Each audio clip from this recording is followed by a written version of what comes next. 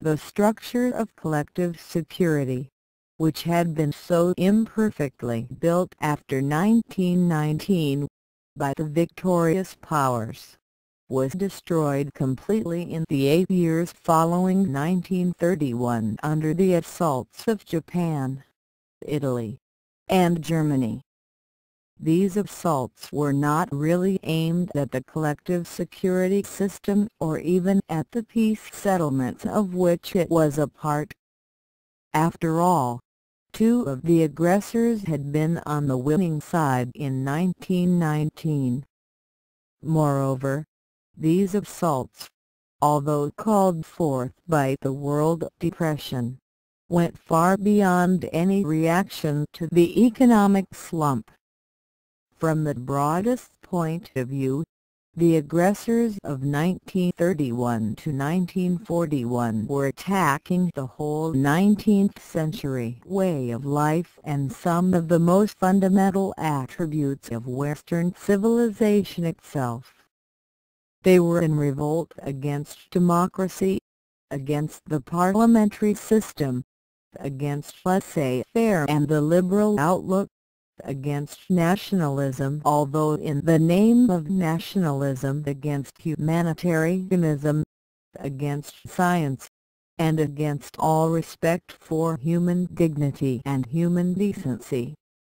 It was an attempt to brutalize men into a mass of unthinking atoms whose reactions could be controlled by methods of mass communication and directed to increase the profits and power of an alliance of militarists, heavy industrialists, landlords, and psychopathic political organizers recruited from the dregs of society. That the society which they came to control could have created such dregs, men who were totally untouched by the traditions of Western civilization and who were restrained by no social relationships at all, and that it could have allowed the militarists and industrialists to use these dregs as an instrument for seizing control of the state raised profound doubts about the nature of that society and about its real allegiance to the traditions to which it paid lip service. The speed of social change in the 19th century, by quickening transportation and communications and by gathering people in amorphous multitudes in the cities, had destroyed most of the older social relationships of the average man, and by leaving him emotionally unattached to neighborhood, parish, vocation, or even family, had left him isolated and frustrated. The paths which the society of his ancestors had provided for the expression of their gregarious, emotional, and intellectual needs were destroyed by the speed of social change, and the task of creating new paths for expressing these needs was far beyond the ability of the average man. Thus he was left, with his innermost drives unexpressed, willing to follow any charlatan who provided a purpose in life, an emotional stimulus, or a place in the group. The methods of mass propaganda offered by the press and the radio provided the means by which these individuals could be reached and mobilized. The determination of the militarists, landlords, and industrialists to expand their own power and extend their own interests even to the destruction of society itself provided the motive. The World Depression provided the occasion. The materials frustrated men in the mass, the methods mass communications, the instrument the psychopathic political organization, and the occasion the depression were all available by 1931. Nevertheless, These men could never have come to power or come within a measurable distance of destroying Western civilization completely if that civilization had not failed in its efforts to protect its own traditions, and if the victors of 1919 had not failed in their efforts to defend themselves. The 19th century had been so successful in organizing techniques that it had almost completely lost any vision of goals. Control of nature by the advance of science, increases in production by the growth of industry, the spread of literacy through universal education, the constant speed-up of movement and communications, the extraordinary rise in standards of living. All these had extended man's ability to do things without in any way clarifying his ideas as to what was worth doing. Goals were lost completely or were reduced to the most primitive level of obtaining more power and more wealth. But the constant acquisition of power or wealth, like the narcotic for which the need grows as its use increases without in any way satisfying the user, left man's higher nature unsatisfied. From the past of Western civilization, as a result of the fusion of classical, Semitic, Christian, and medieval contributions, there had emerged a system of values and modes of living which received scant respect in the 19th century, in spite of the fact that the whole basis of the 19th century, its science, its humanitarianism, its liberalism, and its belief in human dignity and human freedom had come from this older system of values and modes of living. The Renaissance and Reformation had rejected the medieval portion of this system. The 18th century had rejected the value of social tradition and of social discipline. The 19th century rejected the classical and the Christian portion of this tradition, and gave the final blow to the hierarchical conception of human needs. The 20th century reaped where these had sown. With its tradition abandoned and only its techniques maintained, Western civilization by the middle of the 20th century reached a point where the chief question was, can it survive? Against this background, the aggressive powers rose after 1931 to challenge Western civilization, and the satisfied powers which had neither the will nor the desire to defend it. The weakness of Japan and Italy from the point of view of industrial development or natural resources made it quite impossible for them to have issued any challenge unless they were faced by weak wills among their victims. In fact, it is quite clear that neither Japan nor Italy could have made a successful aggression without the parallel aggression of Germany. What is not so clear, but is equally true, is that Germany could have made no aggression without the acquiescence, and even in some cases the actual encouragement, of the satisfied powers, especially Britain. The German documents captured since 1944 make this quite evident. With one notable exception, Japan's background for aggression presented a strong parallel to that of Germany. The exception was the industrial strength of the two powers. Japan was really a have-not nation, lacking most of the natural resources to sustain a great industrial system. It lacked much of the necessary basic materials such as coal, iron, petroleum, alloy minerals, water power, or even food. In comparison, Germany's claim to be a have-not nation was merely a propaganda device. Other than this, the similarity of the two countries was striking.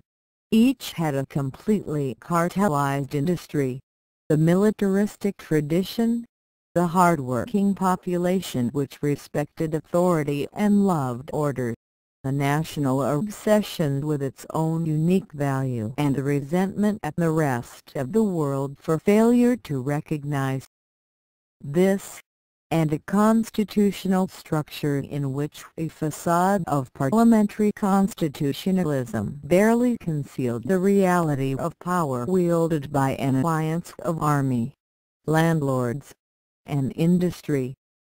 The fact that the Japanese Constitution of 1889 was copied from the Constitution of Bismarck goes far to explain this last similarity. We have already mentioned the acute problem presented to Japan by the contrast between their limited natural resources and their growing problems. While their resources did not increase, their population grew from 31 million in 1873 to 73 million in 1939. The rate of growth reaching its peak in the period 1925 to 1938% increase in these 5 years. With great ingenuity and tireless energy, the Japanese people tried to make ends meet. With foreign exchange earned from merchant shipping or from exports of silk, wood products, or seafoods, raw materials were imported, manufactured into industrial products, and exported to obtain the foreign exchange necessary to pay for imports of raw materials or food.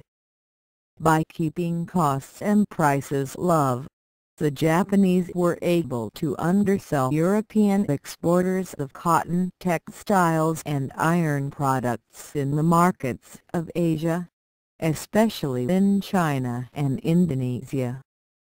The possibility of relieving their population pressure by emigration, as Europe had done earlier, was prevented by the fact that the obvious colonial areas had already been taken in hand by Europeans. English-speaking persons, who held the best and best unfilled areas, slammed the door on Japanese immigration in the period after 1901, justifying their actions on racial and economic arguments. American restrictions on Japanese immigration, originated among laboring groups in California, were a very bitter pill for Japan, and injured its pride greatly. The steady rise in tariffs against Japanese manufactured goods after 1897, the development which was also led by America, served to increase the difficulties of Japan's position. So also did the slow exhaustion of the Pacific fisheries, the growing if necessary restrictions on such fishing by conservationist agreements, the decrease in forestry resources, and political and social unrest in Asia. For a long time, Japan was protected from the full impact of this problem by a series of favorable accidents. The First World War was as a splendid windfall. It ended European commercial competition in Asia, Africa, and the Pacific. It increased the demand for Japanese goods and services, and it made Japan an international creditor for the first time. Capital investment in the 5 years 1915 to 1920 was 8 times as much as in the 10 years 1905 to 1915. laborers employed in factories using over 5 workers each increased from 948,000 in 1914 to 1,612,000 in 1919. Ocean shipping rose from 1.5 million tons in 1914 to 3 million tons in 1918, while income from shipping freight rose from 40 million yen in 1914 to 450 million in 1918. The favorable balance of international trade amounted to 1,480 million yen for the 4 years 1915 to 1918. Social life, the economic structure, and the price system, already dislocated by this rapid change, received a terrible jolt in the Depression of 1920 to 1921, but Japan rapidly recovered and was shielded from the full consequences of her large population and limited resources by the boom of the 1920s. Rapid technological advance in the United States, Germany, and Japan itself. Demand for Japanese goods, especially textiles, in southern and southeastern Asia. American loans throughout the world. Large American purchases of Japanese silk, and the general boom psychology of the whole world protected Japan from the full impact of its situation until 1929 to 1931. Under this protection, the older authoritarian and militaristic traditions were weakened. Liberalism and democracy grew slowly but steadily. The aping of Germanic traditions in intellectual and political life, which had been going on since about 1880, was largely abandoned. The first party government was established in 1918. Universal manhood suffrage was established in 1925. Civilian governors replaced military rule for the first time in colonial areas like Formosa. The army was reduced from 21 to 17 divisions in 1924. The Navy was reduced by international agreement in 1922 and in 1930. And there was a great expansion of education, especially in the higher levels. This movement toward democracy and liberalism alarmed the militarists and drove them to desperation. At the same time, the growth of unity and public order in China, which these militarists had regarded as a potential victim for their operations, convinced them that they must act quickly before it was too late. The World Depression gave this group their great opportunity. Even before its onset, however, for ominous factors in Japanese political life hung like threatening clouds on the horizon. These were A. the lack of any constitutional requirement for a government responsible to the Diet. B. the continued constitutional freedom of the army from civilian control. C. the growing use of political assassination by the conservatives as a means for removing liberal politicians from public life, as was done against 3 premiers and many lesser persons in the period 1918 to 1932, and D. the growing appeal of revolutionary socialism in laboring circles. The World Depression and the financial crisis hit Japan a terrible blow. The declining demand for raw silk in competition with synthetic fibers like rayon and the slow decline of such Asiatic markets as China and India because of political disturbances and growing industrialization made this blow harder to bear. Under this impact, the reactionary and aggressive forces in Japanese society were able to solidify their control of the state, intimidate all domestic opposition, and embark on that adventure of aggression and destruction that led ultimately to the disasters of 1945. These economic storms were severe, but Japan took the road to aggression because of its own past traditions rather than for economic reasons. The militarist traditions of feudal Japan continued into the modern period, and flourish in spite of steady criticism and opposition. The constitutional structure shielded both the military leaders and the civilian politicians from popular control, and justified their actions as being in the emperor's name. But these two branches of government were separated so that the civilians had no control over the generals.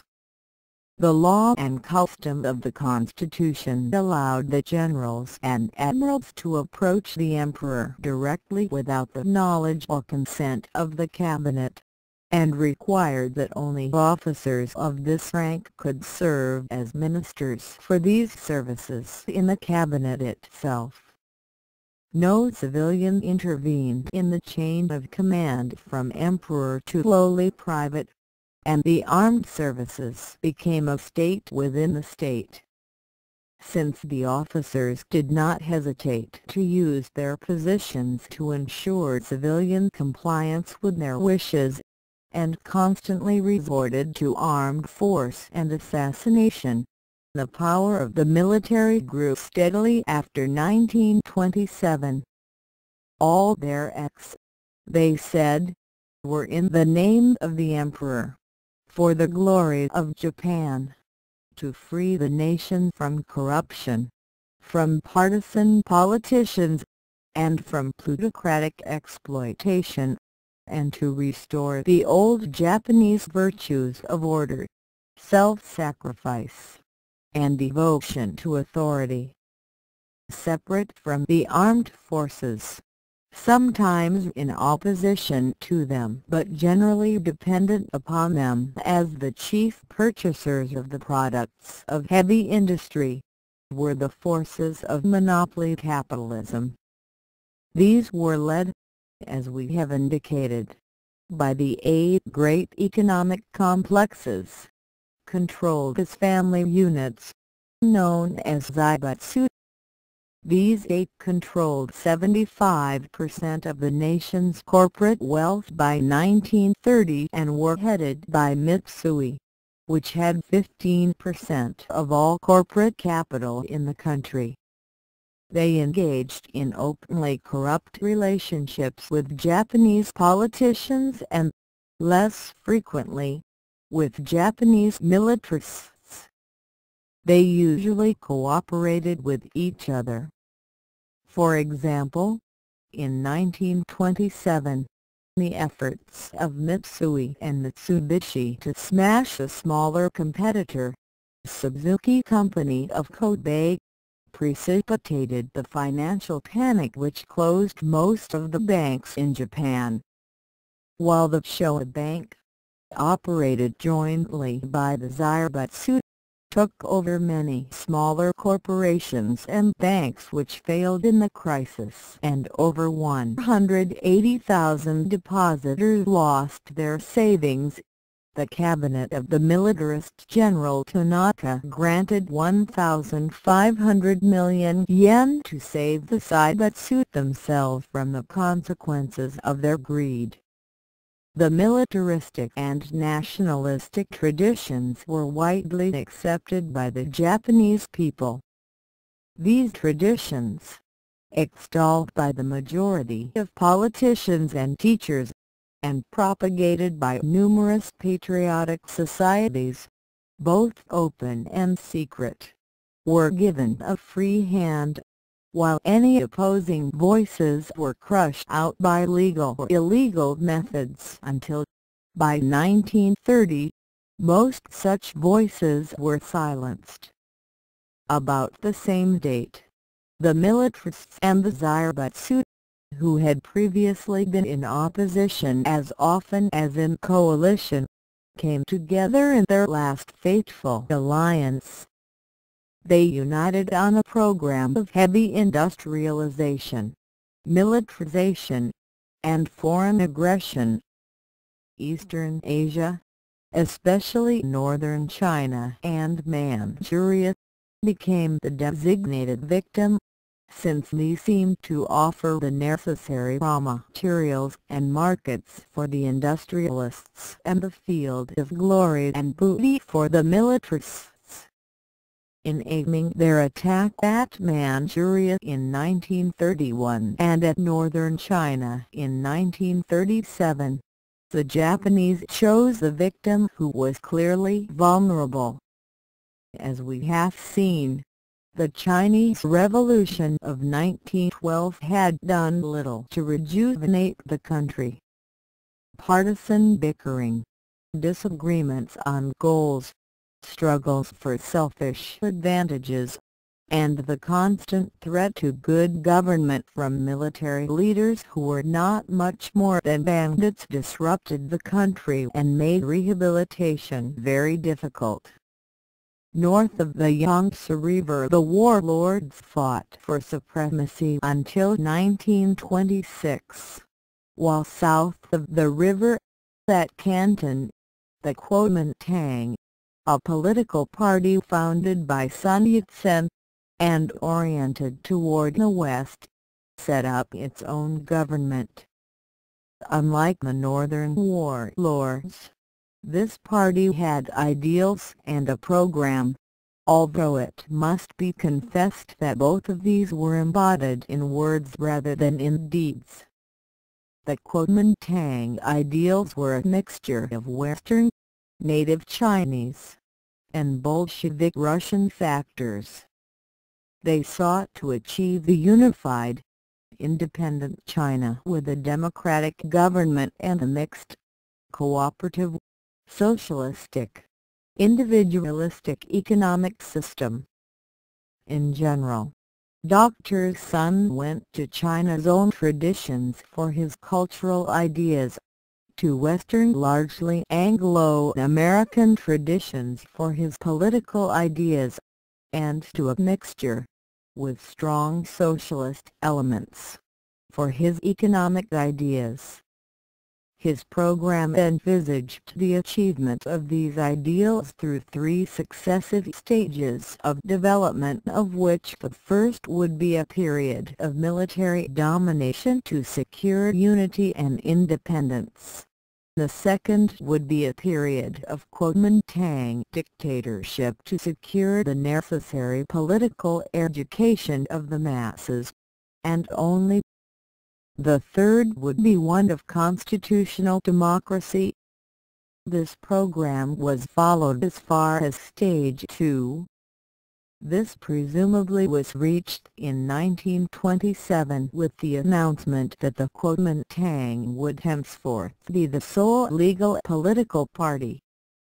This had been preceded by 11 years of military domination in which Chiang Kai-shek emerged as the military ruler of most of China in the name of the Kuomintang.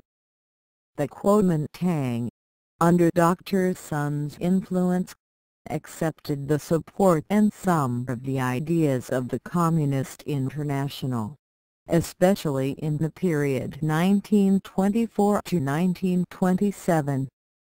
Lenin's theories of the nature of capitalist imperialism were quite persuasive to the Chinese and gave them, they thought, the intellectual justification for resisting foreign intervention in Chinese affairs. Russian agents, led by Michael Borodin, came to China after 1923 to assist China in economic reconstruction, political education, and resistance to imperialism. These Russians reorganized the Kuomintang as a totalitarian political party on the Soviet Communist model, and reorganized Chinese military training at the famous Whampoa Military Academy.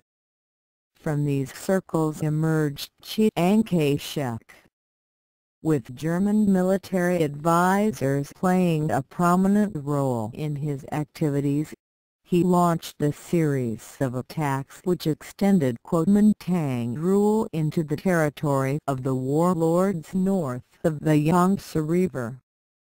The chief of these northern warlords, Chang Tso-lin, held his position by cooperation with the Japanese and by resistance to Russian efforts to penetrate Manchuria. As Chiang Kai-shek achieved military success in these areas after 1926, he became increasingly conservative, and Dr. Sun's program of democracy and socialism receded further into the future. At the same time, the interference and intrigue of the communist elements in the Kuomintang camp justified increasingly vigorous repression of their activities. Finally, Chiang's increasing conservatism culminated in 1927 in his marriage to a member of the wealthy Sun family. Of this family, T.V. Sun was an important banker and speculator. His brother-in-law, H. Kung, was in a similar economic position, while another sister alienated from the family by her communist sympathies was Mrs. Sun Yat-sen.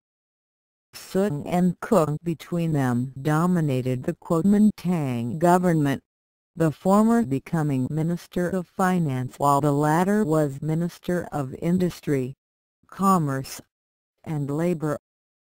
In 1927 the communist collaboration was ended by the Kuomintang. The Russians were expelled from China, and the Kuomintang became the only legal party. The native Chinese Communists, under Moscow-trained leaders like Mao Zedong, concentrated their strength in the southern rural areas where they established themselves by agrarian reforms, expropriating landlords, reducing rents, taxes, and interest rates, and building a communist rural militia manned by the peasants. As soon as the nationalist forces under Chiang Kai-shek completed the conquest of northern China with the capture of Peking in June 1928, they shifted their attack southward in an effort to destroy the communist center in Jiangxi. The Communist Army, whose growing exactions had disillusioned its peasant supporters, retreated in an orderly withdrawal on a twisting 6,000-mile route to northwestern China 1934 to 1935. Even after the Japanese attack on Manchuria in 1931, Chiang continued to fight the Communists, directing 5 large-scale attacks upon them in the period 1930 to 1933. Although the Communists declared war on Japan in 1932 and continued to demand a united front of all Chinese against this aggressor for the whole period 1931 to 1937. Though the Japanese seizure of Manchuria in the autumn of 1931 was an independent action of the Japanese military forces, it had to be condoned by the civilian leaders. The Chinese retaliated by a boycott of Japanese goods which seriously reduced Japan's exports. To force an end to this boycott, Japan landed forces at Shanghai 1932 and, after severe fighting in which much Japanese abuse was inflicted upon Europeans, the Chinese forces were driven from the city and compelled to agree to a termination of the economic boycott against Japan. About the same time, Manchuria was set up as a Japanese protectorate under the rule of Henry Pewee, who had abdicated the Chinese throne in 1912. As early as January 1932, the United States notified all signers of the Nine-Power Treaty of 1922 that it would refuse to accept territorial changes made by force in violation of the Kellogg-Briand Pact to outlaw war. An appeal to the League of Nations for support, made by China on September 21, 1931, the same day that England went off the gold standard, passed through an interminable series of procedural disputes and finally led to a commission of inquiry under the Earl of Lytton. The report of this commission, released in October 1932, sharply condemned the actions of Japan but recommended no effective joint action to oppose these. The League accepted the Stimson doctrine of non-recognition, and expressed sympathy for the Chinese position. This whole affair has been rehashed endlessly since 1931 to the accompaniment of claims and counterclaims that effective LWCAU action was blocked by the absence of the United States from its councils, or by Stimson's delay in condemning Japanese aggression, or by British refusal to support Stimson's suggestions for actions against Japan.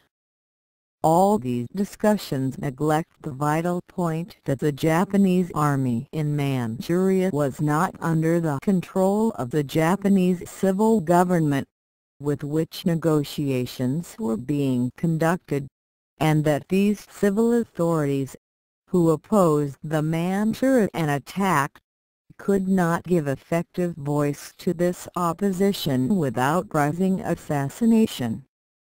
Premier Yuko Tamagotchi had been killed as recently as November 1930 for approving the London Naval Agreement to which the militarists objected, and Premier Kiinikai was dealt with the same way in May 1932. Throughout, the League discussions were not conducted with the right party. Except for its violation of nationalist feelings and the completely objectionable means by which it was achieved, the acquisition of Manchuria High Japan possessed many strategic and economic advantages. It gave Japan industrial resources which it vitally needed, and could, in time, have strengthened the Japanese economy. Separation of the area from China, which had not controlled it effectively for many years, would have restricted the sphere of Chiang's government to a more manageable territory.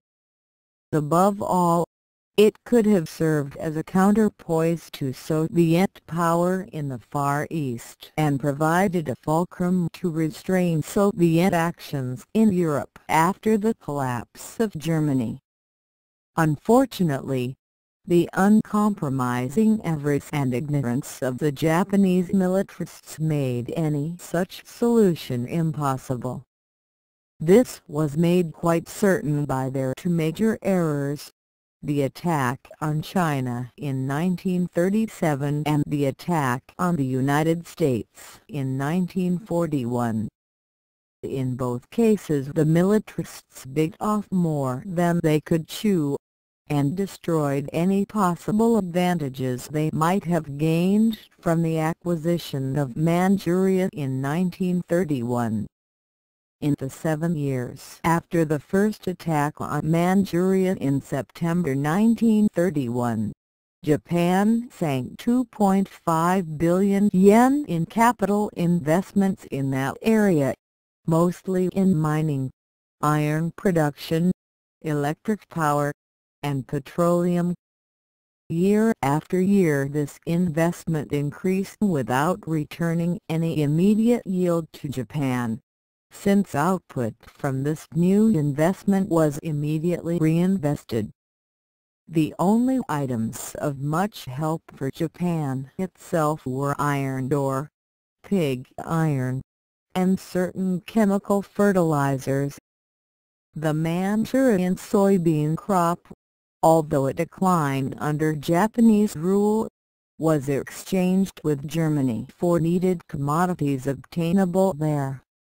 For Japan's other urgent material needs, such as raw cotton, rubber, and petroleum, no help could be found in Manchuria. In spite of costly capital investment, it could produce no more than its own needs in petroleum, chiefly from liquefaction of coal.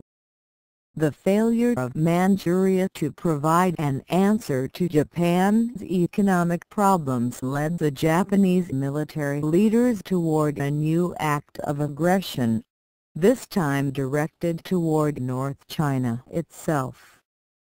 As they were preparing their new assault, Chiang Kai-shek was busy preparing a sixth campaign against the Communists, still lurking in the remote northwestern part of China. Neither the growing threat from Japan nor the appeals from the Chinese Communists to form a united Chinese front against Nippon deterred Chiang from his purpose to crush the Communists until, in December 1936, he was suddenly kidnapped by his own northern commander, Chong Su-yang, at Xi'an, and was forced, under a threat of death, to promise to fight Japan. A Kuomintang Communist United Front was formed in which Chiang promised to fight Japan rather than the Communists and to relax the Kuomintang restrictions on civil liberties, while the Communists promised to abolish their Chinese Soviet government, become the regional government of the Republic of China, and the expropriation of the landlords, cease their attacks on the Kuomintang, and incorporate their armed forces into the National Army of Chiang Kai-shek on a regional basis. This agreement had hardly been made, and had not yet been published, when the Japanese opened their attack on North China, July 1937. They were generally successful against a tenacious defense by the national government, driving it successively from Nanking to Hangzhou November 1937 and from Hangzhou to Chongqing on the remote upper reaches of the Yangtze River October 1938.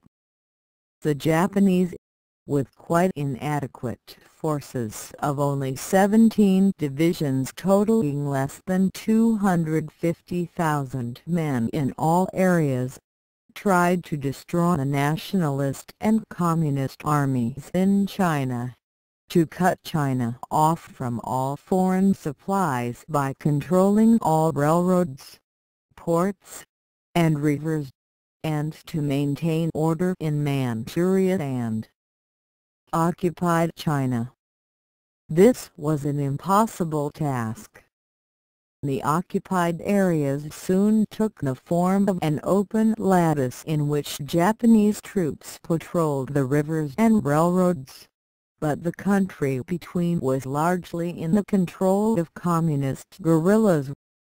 The retreat of the nationalist government to remote Chongqing and its inability to retain the allegiance of the Chinese peasants, especially those behind the Japanese lines, because of its close alliance with the oligarchy of landlords, merchants, and bankers, steadily weakened the Kuomintang and strengthened the Communists.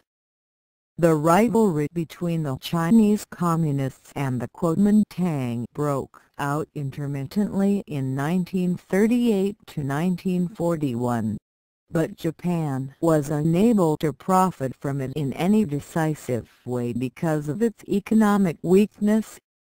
The great investment in Manchuria and the adoption of a policy of wholehearted aggression required a reorganization of Japan's own economy from its previous emphasis on light industry for the export market to a new emphasis on heavy industry for armaments and heavy investment.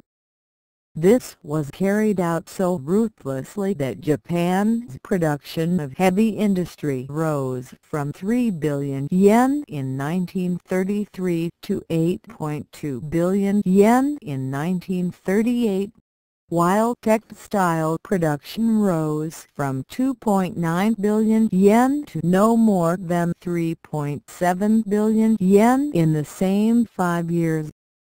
By 1938 the products of heavy industry accounted for 53% of Japan's industrial output.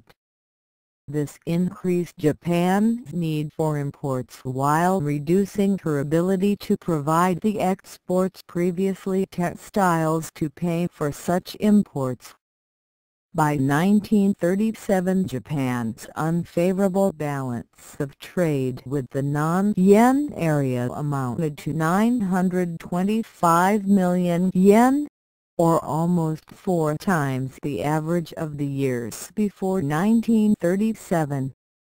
Income from shipping was reduced by military demands as well, with the result that Japan's unfavorable balance of trade was reflected in a heavy outflow of gold 1,685 million yen in 1937 to 1938.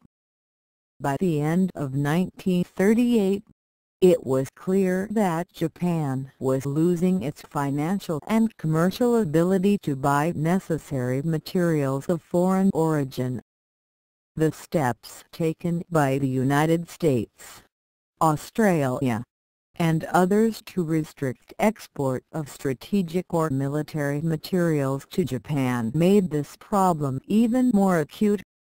The attack on China had been intended to remedy this situation by removing the Chinese boycott on Japanese goods, by bringing the supply of necessary materials, especially raw cotton, under Japan's direct control, and by creating an extension of the yen area where the use of foreign exchange would not be needed for trading purposes. On the whole, these purposes were not achieved. Guerrilla activities and Japanese inability to control the rural areas made the achievement of a yen area impossible, made trade difficult, and reduced the production of cotton drastically by about 1/3.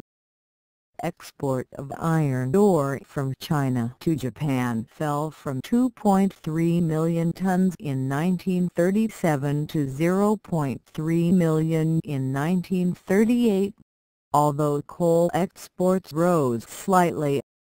In an effort to increase production, Japan began to pour capital investment into the still unpacified areas of North China at a rate which rivaled the rate of investment in Manchuria.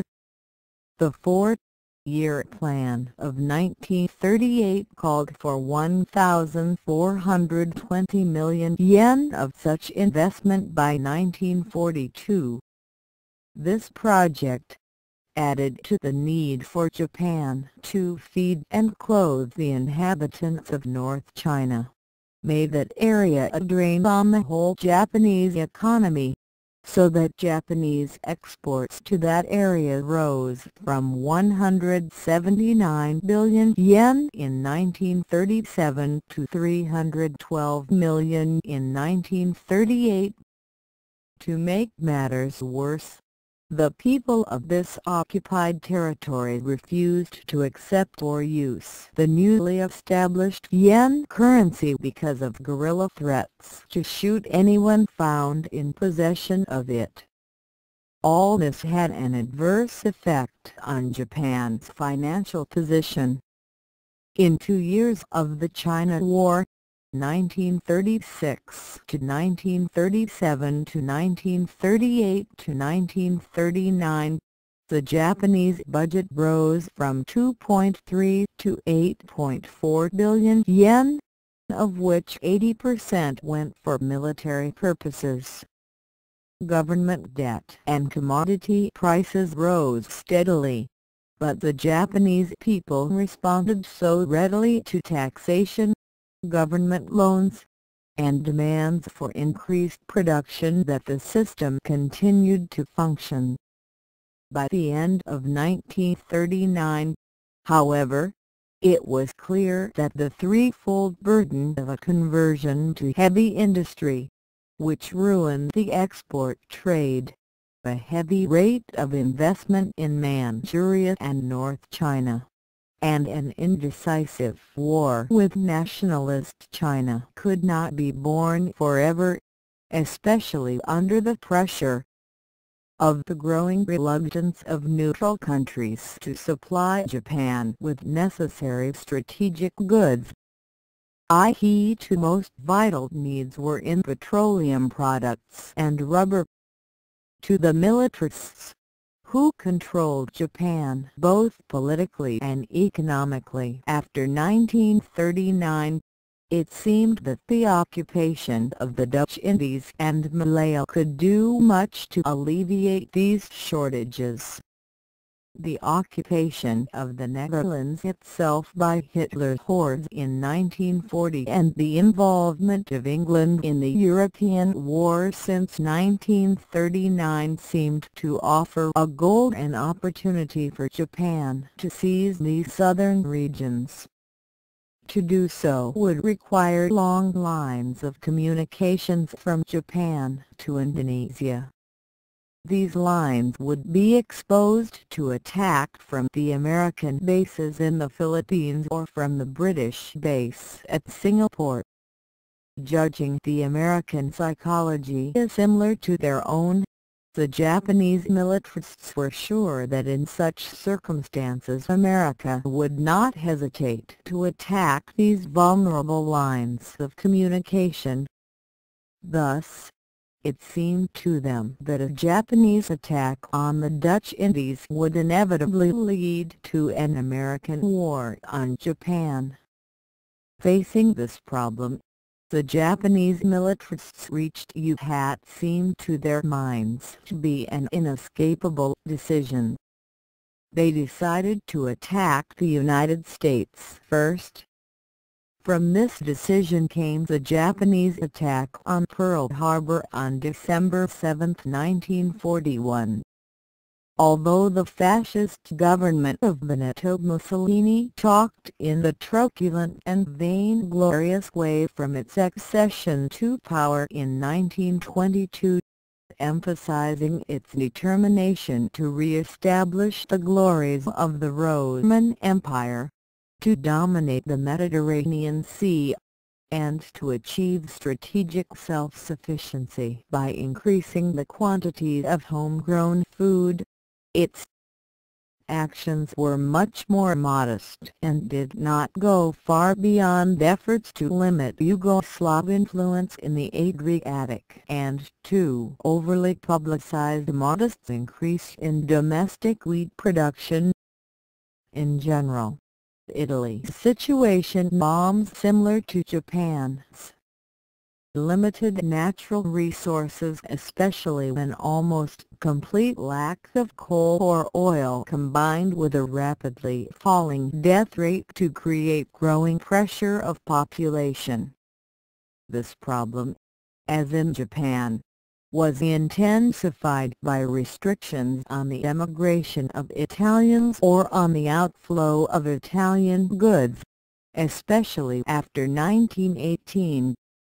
The important dates in modern Italian history are 1922, 1925, 1927 and, above all, 1934. In 1922 the fascists came to power in a parliamentary system. In 1925 this parliamentary system was replaced by a political dictatorship with 19th-century Latin American overtones rather than a 20th-century totalitarian character. Since the economic system remained that of orthodox financial capitalism, in 1927 unorthodox and restrictive stabilization of the lira on the international gold standard led to such depressed economic conditions that Mussolini adopted a much more active foreign policy, seeking to create an economic and political entente with the three defeated powers of Central Europe: Austria, Hungary, Bulgaria. In 1934 Italy replaced orthodox economic measures by a totalitarian economy functioning beneath a fraudulent corporative facade and, at the same time, shifted its dynamic foreign policy from Central Europe to Africa and the Mediterranean. The Italian drive to build up a political and economic bloc in Central Europe in the period 1927 to 1934 was both anti-German and anti-Little Entente. This was an impossible combination, for the division of Europe into revisionist and anti-revisionist powers made it impossible for Italy to create the new alignment cutting through this line of conflict. By following an anti-Little Entente and pro-Hungarian policy, Mussolini w as anti-French and thus inevitably pro-German, something which Mussolini never was and never wished to be. It took him 7 years, however, to realize the logic of his position. In these 7 years, 1927 to 1934, Hungary rather than Germany was the most active revisionist force in Europe. By working with Hungary, with the reactionary elements in Austria and Bulgaria, and with dissident Croatian elements in Yugoslavia, Mussolini sought to weaken the Little Entente, especially Yugoslavia, and to create troubled waters for fascist fishing. He insisted that Italy was a dissatisfied power because of disappointment over its lack of colonial gains at Versailles in 1919, and the refusal of the League to accede to Tommaso Titani's request for a redistribution of the world's resources in accordance with population needs made in 1920. It is true that Italy's population and raw material problems were acute, but the steps taken by Mussolini offered no hope of alleviating them. Italy's Danube policy culminated in a treaty of friendship with Austria in 1930 and a series of political and economic agreements with Austria and Hungary known as the Rome Protocols in 1934. The Austrian government under Engelbert Dollfuss destroyed the democratic institutions of Austria, wiped out all socialist and working-class organizations, and established the one-party, dictatorial, corporative state at Mussolini's behest in February-April 1934. Hitler took advantage of this to attempt a Nazi coup in Austria, murdering Dollfuss in July 1934. He was prevented from moving into the country by a hurried mobilization of Italian troops on the Brenner frontier and a stern warning from Mussolini. This significant event revealed that Italy was the only major power prepared to fight for Austria's independence, and that Mussolini's 7 years of work for the revisionist cause had been a mistake. It was, however, a mistake from which the Duce learned nothing. Instead, he condoned an assassination plot by extreme revisionist elements, including the Bulgarian EVIRO, Croatian separatists, and Hungarian extremists. This resulted in the murder of Alexander, the centralist Serb king of Yugoslavia, and Jean-Louis Barthou, the foreign minister of France, at Marseilles in October 1934. Hitler's ascension to office in Germany in January 1933 found French foreign policy paralyzed by British opposition to any efforts to support collective security or to enforce German observation of its treaty obligations by force. As a result, the suggestion from Poland in April 1933 for joint armed intervention in Germany to remove Hitler from office was rejected by France. Poland at once made a non-aggression pact with Germany and extended the previous non-aggression pact with the Soviet Union January-May 1934. This inaugurated the policy of balancing between these two great powers, which left Poland ripe for the Fourth Partition, which came in 1939. After the advent to office in France of a new conservative coalition government with Jean-Louis Barthou as foreign minister in February 1934, France began to adopt a more active policy against Hitler. This policy sought to encircle Germany by bringing the Soviet Union and Italy into a revived alignment of France, Poland, the Little Entente, Greece, and Turkey. The Balkan Pact of Romania, Yugoslavia, Greece, and Turkey was concluded as early as February 1934. French relations with the Little Entente were tightened as a consequence of visits by Barthou to the various capitals. Russia was brought into the League of Nations in September 1934. A French-Italian agreement was signed in January 1935.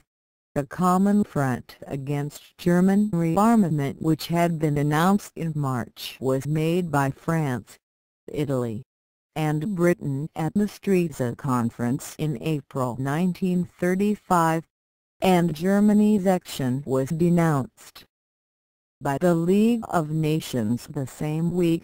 A French-Soviet alliance and a Czech-Soviet alliance were made in May 1935.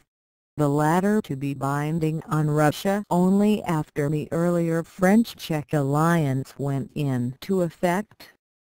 In the course of building this united front against Germany, but before Italy had been brought into it, Barthou and King Alexander were assassinated at Marseilles, as we have indicated, October 1934. This did not stop the project, for Pierre Laval took Barthou's place and carried out his predecessor's plans, although much less effectively. It was, accordingly, Pierre Laval who brought Italy into this arrangement in January 1935 and the Soviet Union in May 1935. Laval was convinced that Italy could be brought into the anti-German front only if its long-standing grievances and unfulfilled ambitions in Africa could be met. Accordingly, Laval gave Mussolini 7% of the stock of the Djibouti, Addis Ababa Railway, which ran from French Somaliland on the Red Sea to the capital of Ethiopia, a stretch of desert 14,000 square miles in extent but containing only a few hundred persons, 62, according to Mussolini. himself on the border of Libya, a small wedge of territory between French Somaliland and Italian Eritrea, a settlement of the citizenship and education status of Italian immigrants in French Tunisia, and the right to ask for concessions throughout Ethiopia. This last point was an important one because, while Laval insisted that he had made no agreement which jeopardized Ethiopia's independence or territorial integrity, he made it equally clear that Italian support against Germany was more important than the integrity of Ethiopia in his eyes. France had been Ethiopia's only real friend for many years. It had engineered a tripartite agreement of Britain, Italy, and France to permit no change in Ethiopia's status without tripartite consent in 1906, and had brought Ethiopia into the League of Nations over British objections in 1923. Italy, on the other hand, had been prevented from conquering Ethiopia in 1896 only by the decisive defeat of her invading force at the hands of the Ethiopians themselves, while in 1925 Britain and Italy had cut Ethiopia up into economic spheres by an agreement which was annulled by a French appeal to the League of Nations. Laval's renunciation of France's traditional support of Ethiopian independence and integrity was thus of great importance, and brought the three governments concerned, Italy, Britain, and France, into agreement on this issue.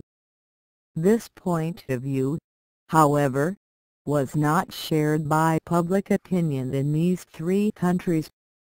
In France, opinion was too divided to allow us to make any categorical statements about its nature, but it is probable that a majority was in favor of extending collective security to Ethiopia, while an overwhelming majority was convinced that Germany should be the primary object of this instrument of international action.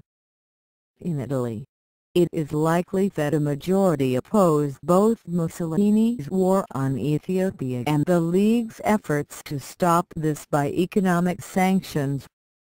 In England, an overwhelming majority was in support of the League of Nations and sanctions against Italy.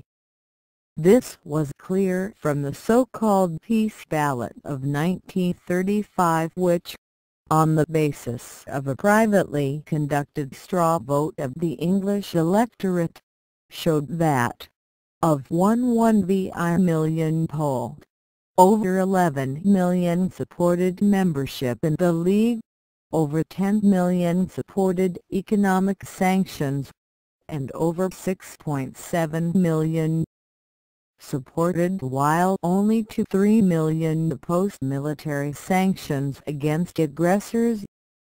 This point of view was opposed by the pacifist left wing of the Labour Party and by the imperialist right wing of the Conservative Party.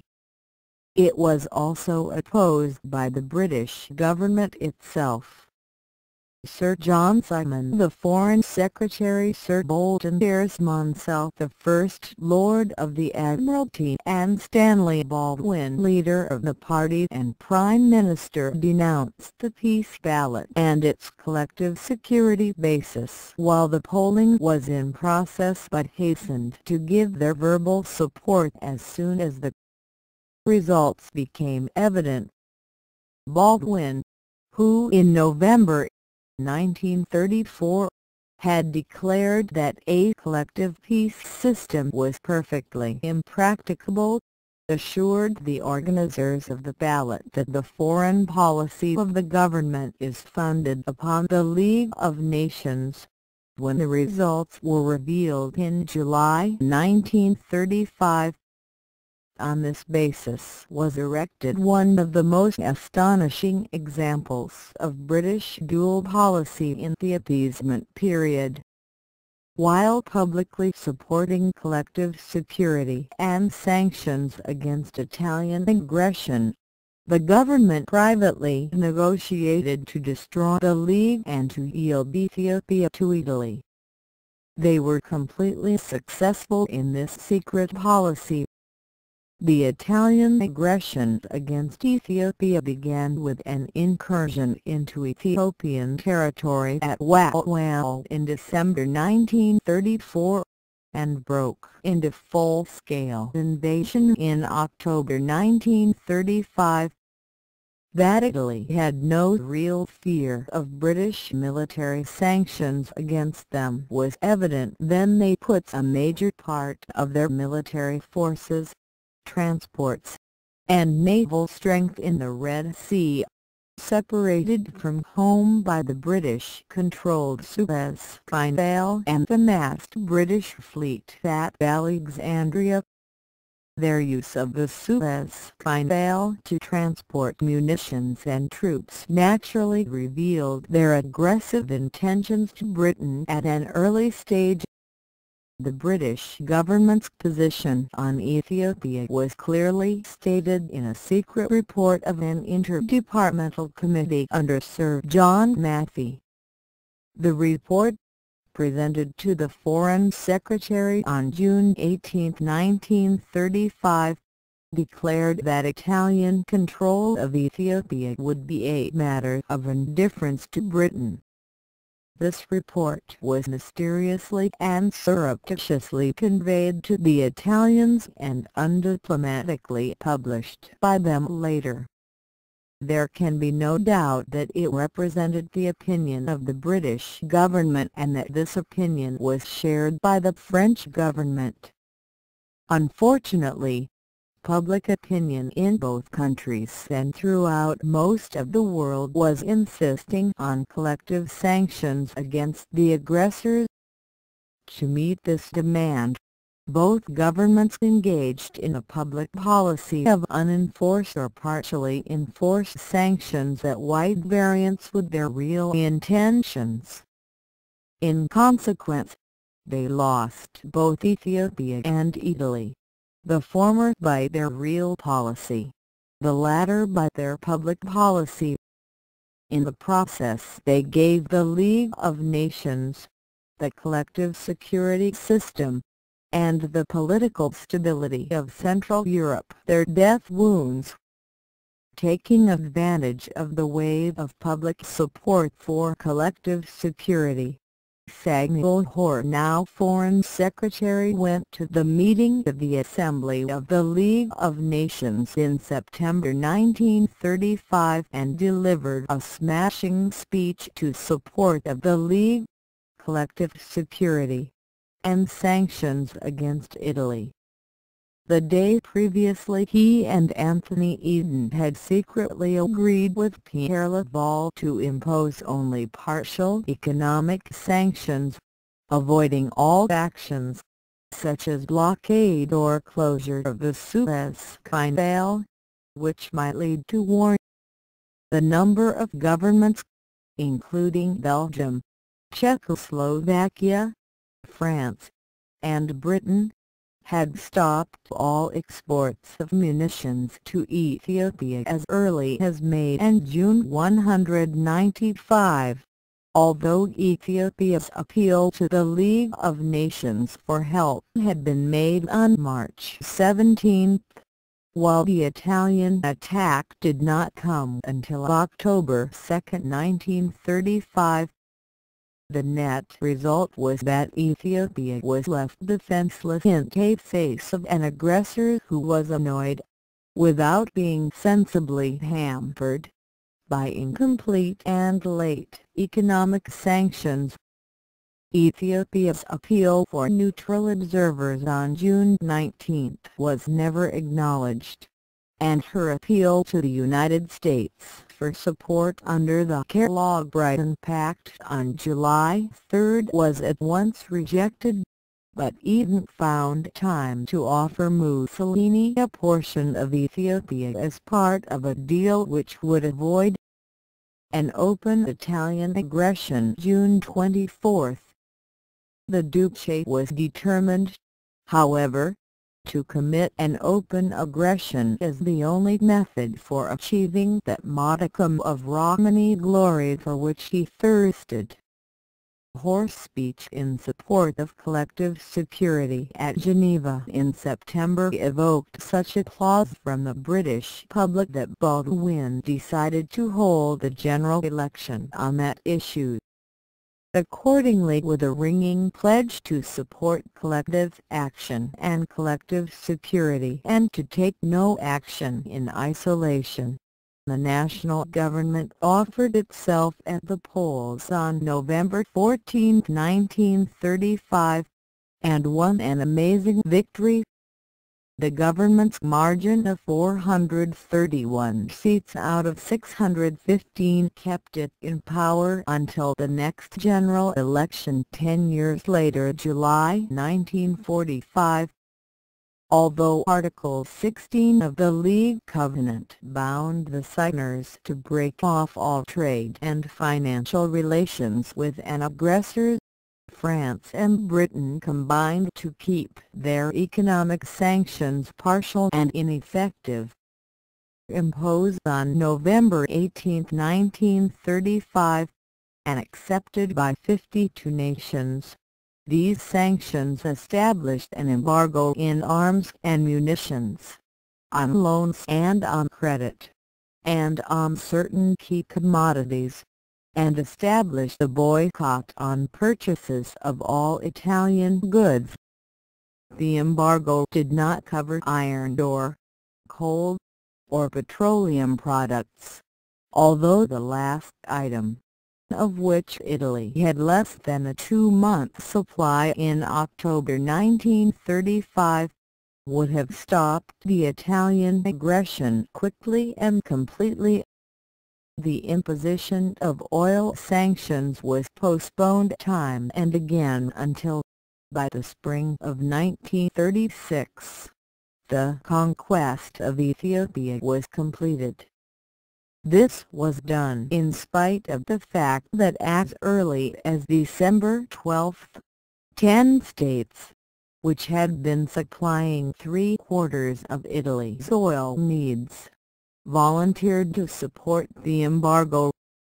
The refusal to establish this sanction resulted from a joint British-French refusal on the grounds that an oil sanction would be so effective that Italy would be compelled to break off its war with Ethiopia and would, in desperation, make war on Britain and France.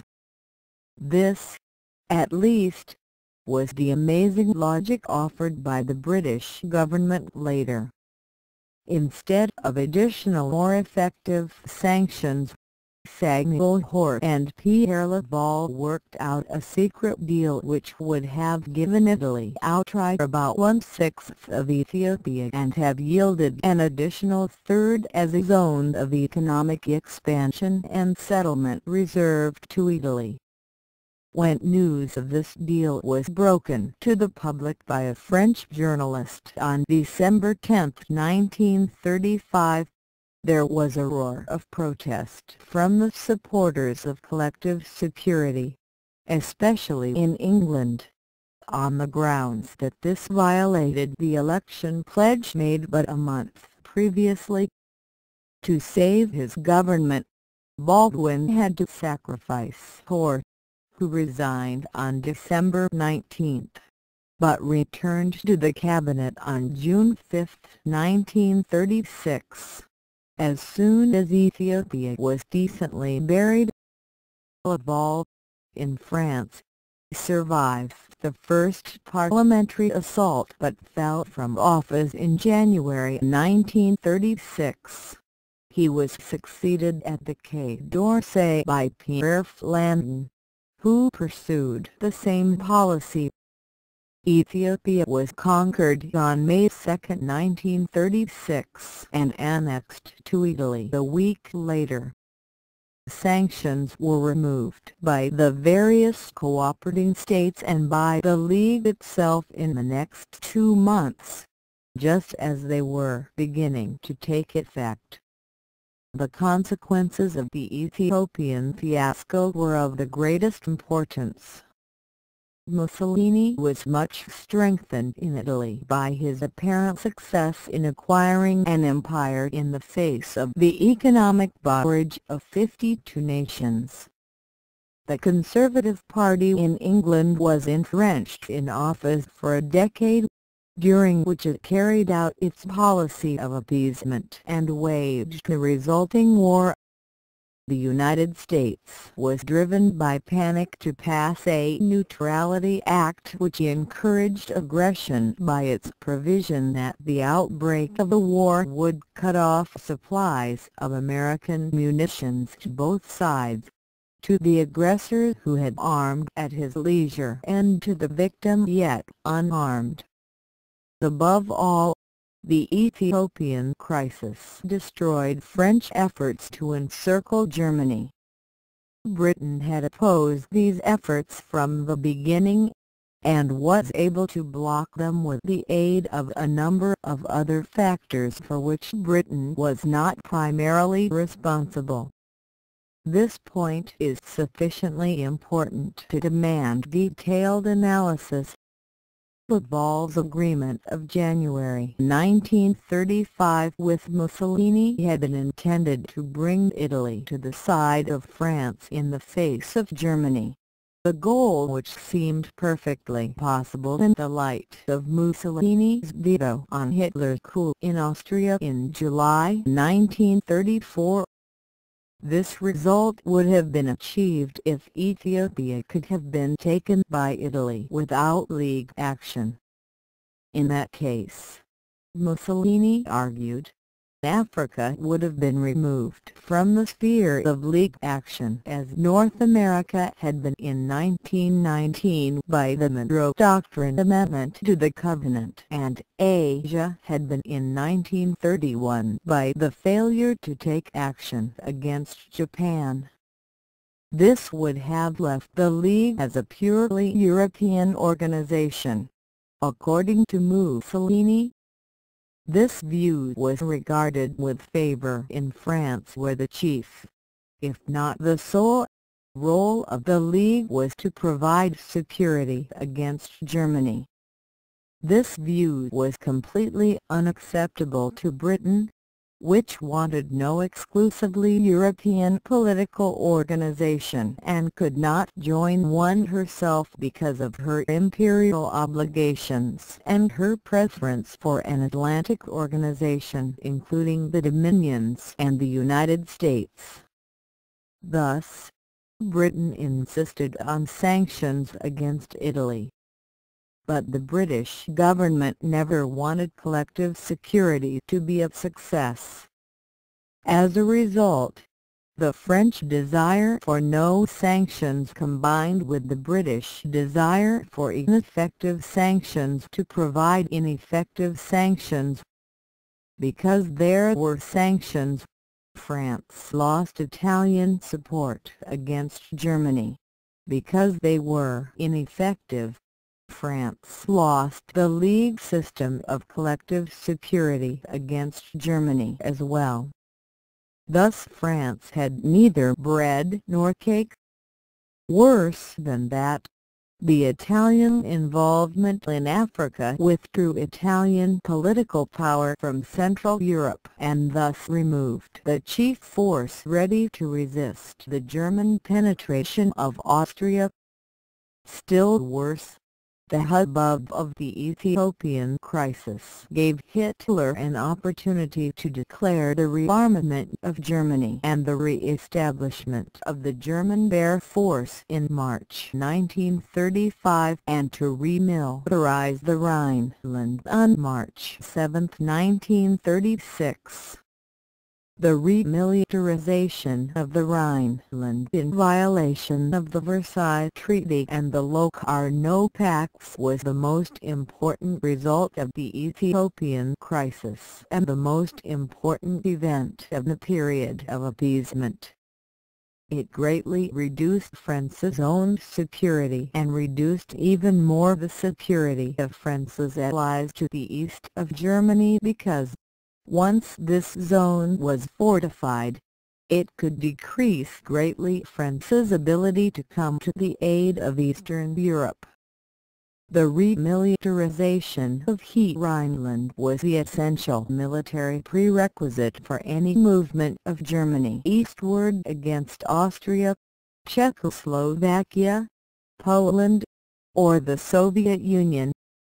That such a movement was the chief aim of Hitler's policy had been clearly and explicitly stated by him throughout his public life. German rearmament had proceeded so slowly that Germany had only 25 paper divisions in 1936, and the German generals demanded and obtained written orders to retreat if France made any move to invade the Rhineland. No such move was made, although Germany had less than 30,000 troops in the area. This failure arose from a combination of two factors. One, the expense of a French mobilization, which would have required the devaluation of the franc at a time when France was working with desperate energy to preserve the value of the franc, and two, the objections of Britain, which refused to allow France to take military action or to impose any sanctions, even economic, against Germany, or to use Italy, against whom economic sanctions were still in force in the field against Germany as provided in the Locarno Pacts. In a violent scene with Flanders on March 12, Neville Chamberlain rejected sanctions and refused to accept Flanders' argument that if a firm front is maintained by France and England, Germany will yield without war. Chamberlain's refusal to enforce the Locarno Pacts then they felt due was not his personal policy or anything new. It was the policy of the Conservative Party, and had been for years. As early as July 13, 1934, Sir Austen Chamberlain had stated publicly that Britain would not use troops to enforce the Rhineland clauses and would use its veto power in the Council of the League to prevent this. By others under the Locarno Pacts. The remilitarization of the Rhineland also detached Belgium from the anti-German circle. Alarmed by the return of German troops to its border and by the failure of the British-Italian guarantee of Locarno, Belgium in October 1936 denounced its alliance with France and adopted a policy of strict neutrality. This made it impossible for France to extend its fortification system, the Maginot Line, which was being built on the French-German border, along the Belgian-German border. Moreover, since France was convinced that Belgium would be on its side in any future war with Germany, the line was not extended along the French-Belgian border either. It was across this unfortified border that Germany attacked France in 1940. Thus Barthou's efforts to encircle Germany were largely but not completely destroyed in the period 1934 to 1936 by four events. 1. The loss of Poland in January 1934. 2. The loss of Italy by January 1936. 3. The rearmament of Germany and the remilitarization of the Rhineland by March 1936.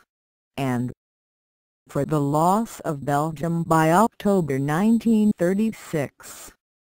The chief items left in the Barkhouse system were the French and Soviet alliances with Czechoslovakia and with each other.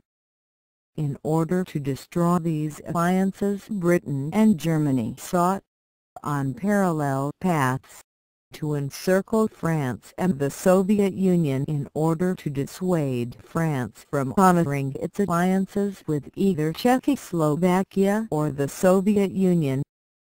To honor these alliances, France required two things as an absolute minimum.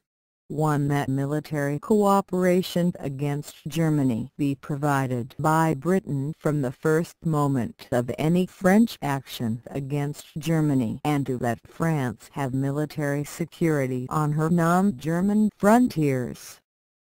Both of these essentials were destroyed by Britain in the period 1935 to 1936, and, in consequence, France, finding itself encircled, dishonored its alliance with Czechoslovakia, when it came to in September 1938. The encirclement of France had 6 items in it.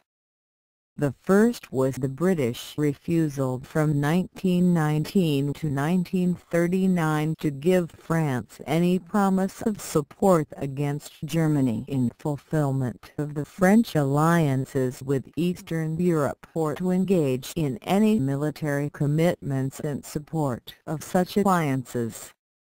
On the contrary, Britain made clear to France, at all times, her opposition to these alliances, and that action under them was not covered by any promises Britain had made to support France against a German attack westward, or by any military discussions which arose from any Anglo-French efforts to resist such an attack. This distinction was the motivation of the Locarno Pacts, and explains the refusal of Britain to engage in military conversations with France until the summer of 1938. The British attitude toward Eastern Europe was made perfectly clear on many occasions.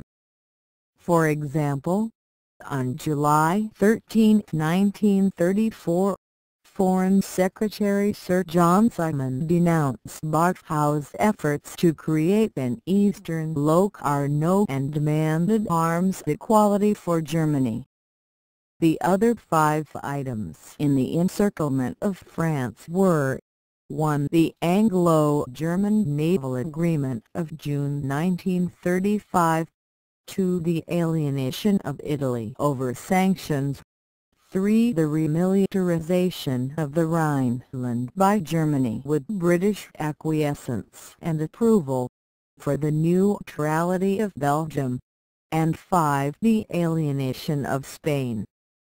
We have already discussed all these except the last, and have indicated the vital role which Britain played in all of them except Belgium.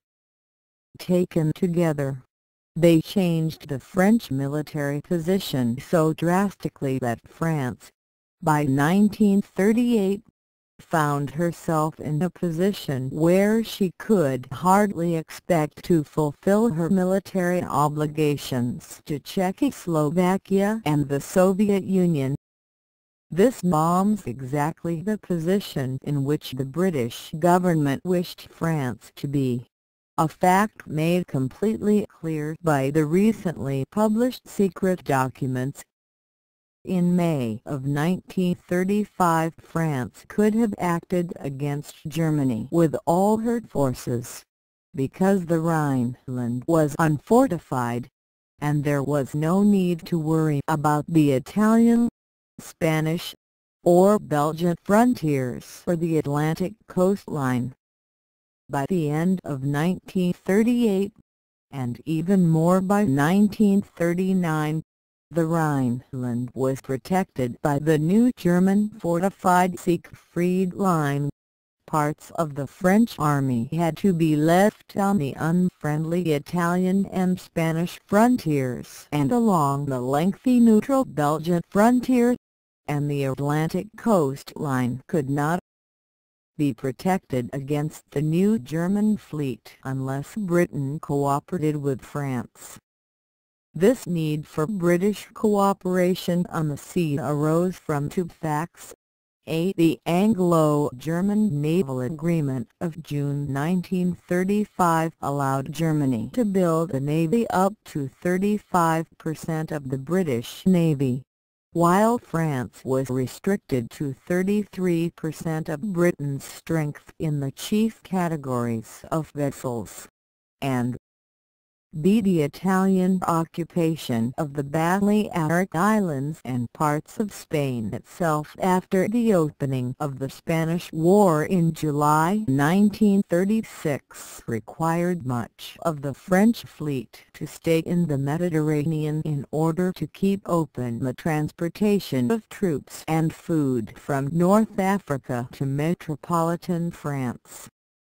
The details of the Spanish War will be discussed in the next chapter, but at this point it must be realized that the shift in the control of Spain from pro-French to anti-French hands was of vital importance to Czechoslovakia and the Soviet Union as a factor in determining whether the French alliances with these two would be fulfilled when the German attack came. Parallel with the encirclement of France went the encirclement of the Soviet Union and, to a lesser extent, of Czechoslovakia. The encirclement of the Soviet Union was known as the Anti-Comintern Pact. This was a union of Germany and Japan against communism and the Third International. It was signed in November 1936 and was joined by Italy a year later. Manchukuo and Hungary joined in February 1939, while Spain came in a month after that. The last counter-circle was set against Czechoslovakia. Hungary on the Czechoslovak southern frontier and Germany on its northwestern frontier were both opposed to Czechoslovakia as an artificial creation of the Versailles Conference. The German annexation of Austria in March 1938 closed the gap in the anti-Czech circle on the west, while the aggressive designs of Poland after 1932 completed the circle everywhere except on the insignificant Romanian frontier in the extreme east. Although the Czechs offered the Poles a treaty and even a military alliance on 3 occasions, in 1932 to 1933, they were ignored, and the Polish-German Agreement of January 1934 opened a campaign of vilification of Czechoslovakia by Poland which continued, parallel to the similar German campaign, until the Polish invasion of Czechoslovakia. In October 1938, of these 3 counter-circles to Barthau's efforts to encircle Germany, the most significant by far was the encirclement of France, which alone made the other 2 possible. In this encirclement of France, the most important factor, without which it could never have been achieved, was the encouragement of Britain. Accordingly, we must say a word about the motivations of Britain and the reactions of France. Any analysis of the motivations of Britain in 1938 to 1939 is bound to be difficult because different people had different motives. Motives changed in the course of time. The motives of the government were clearly not the same as the motives of the people, and in no country is secrecy and anonymity been carried so far or been so well preserved as in Britain. In general, motives become vaguer and less secret as we move our attention from the innermost circles of the government outward. As if we were looking at the layers of an onion, we may discern 4 points of view. 1. The anti-Bolsheviks at the center. 2. The 3 bloc world supporters close to the center. 3. The supporters of appeasement, and for the peace at any price group in a peripheral position.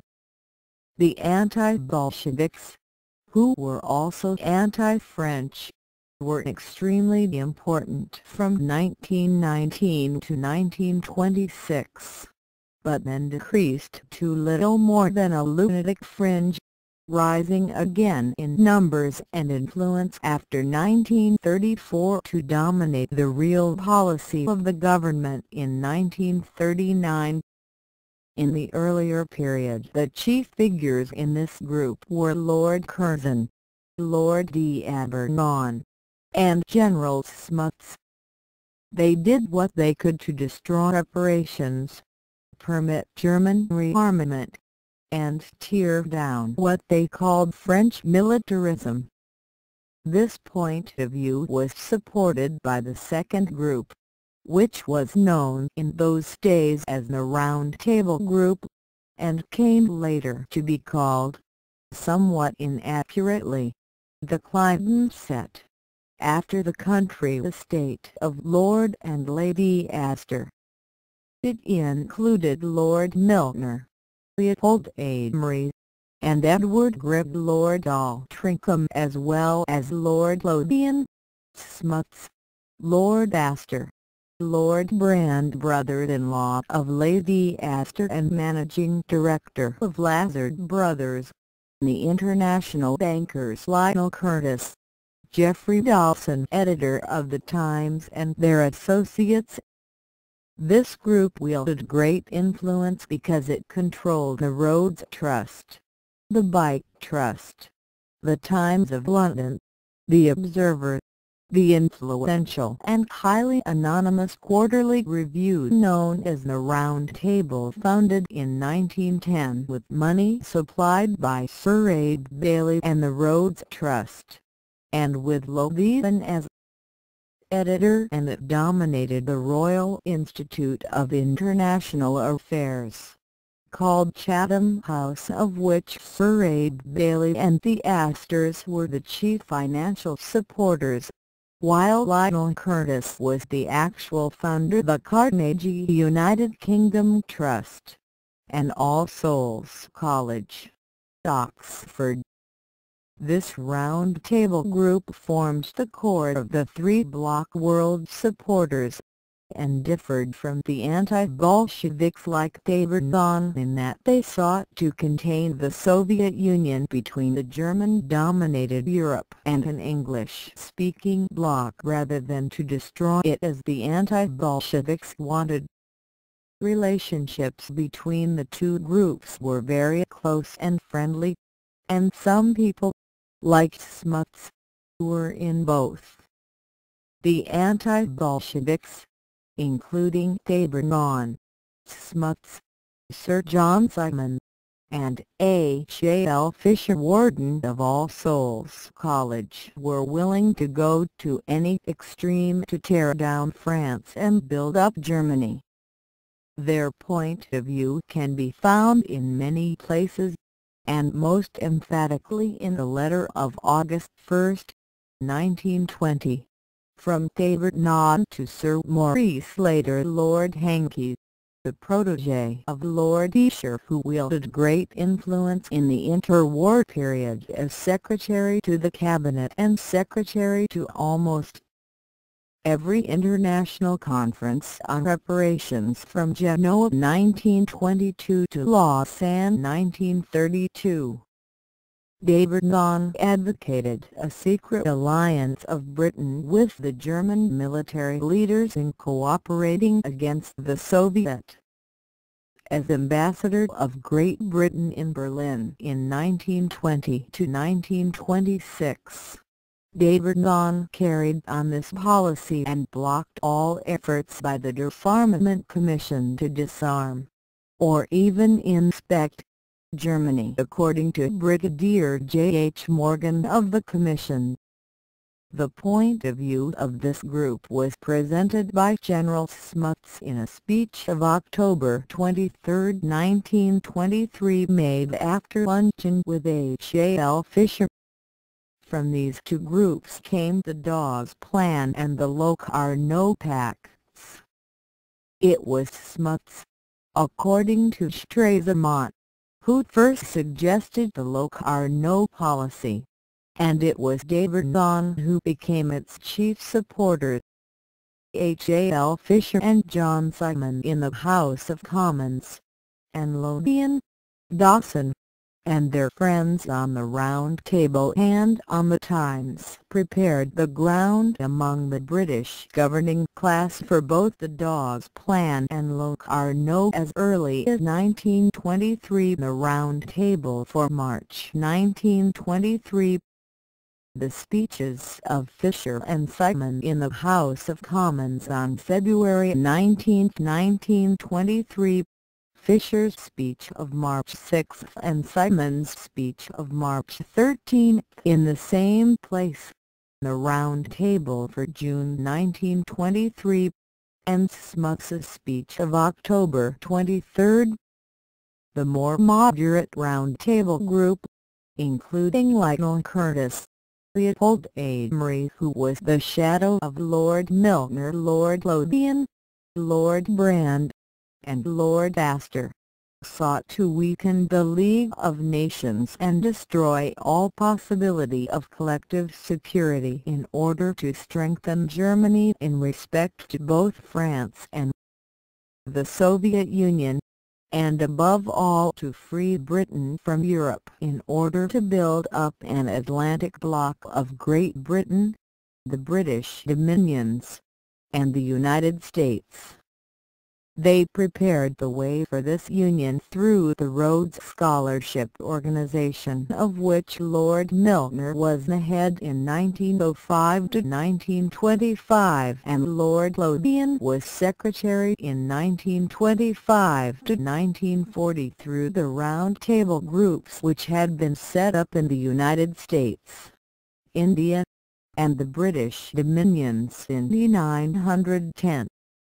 1917 through the Chatham House Organization, which set up Royal Institutes of International Affairs in all the Dominions and counselled on foreign relations in New York, as well as through unofficial Commonwealth relations conferences held irregularly, and the Institutes of Pacific Relations set up in various countries as autonomous branches of the Royal Institutes of International Affairs.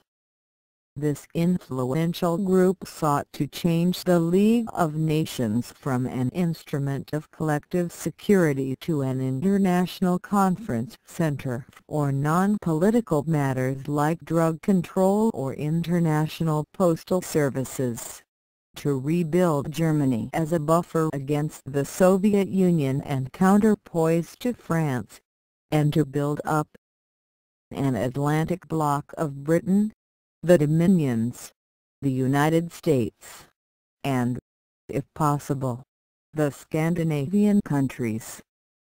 One of the effusions of this group was the project called Union Now, and later Union Now with Great Britain, propagated in the United States in 1938 to 1945 by Clarence Striped on behalf of Lord Lothian and the Rhodes Trust.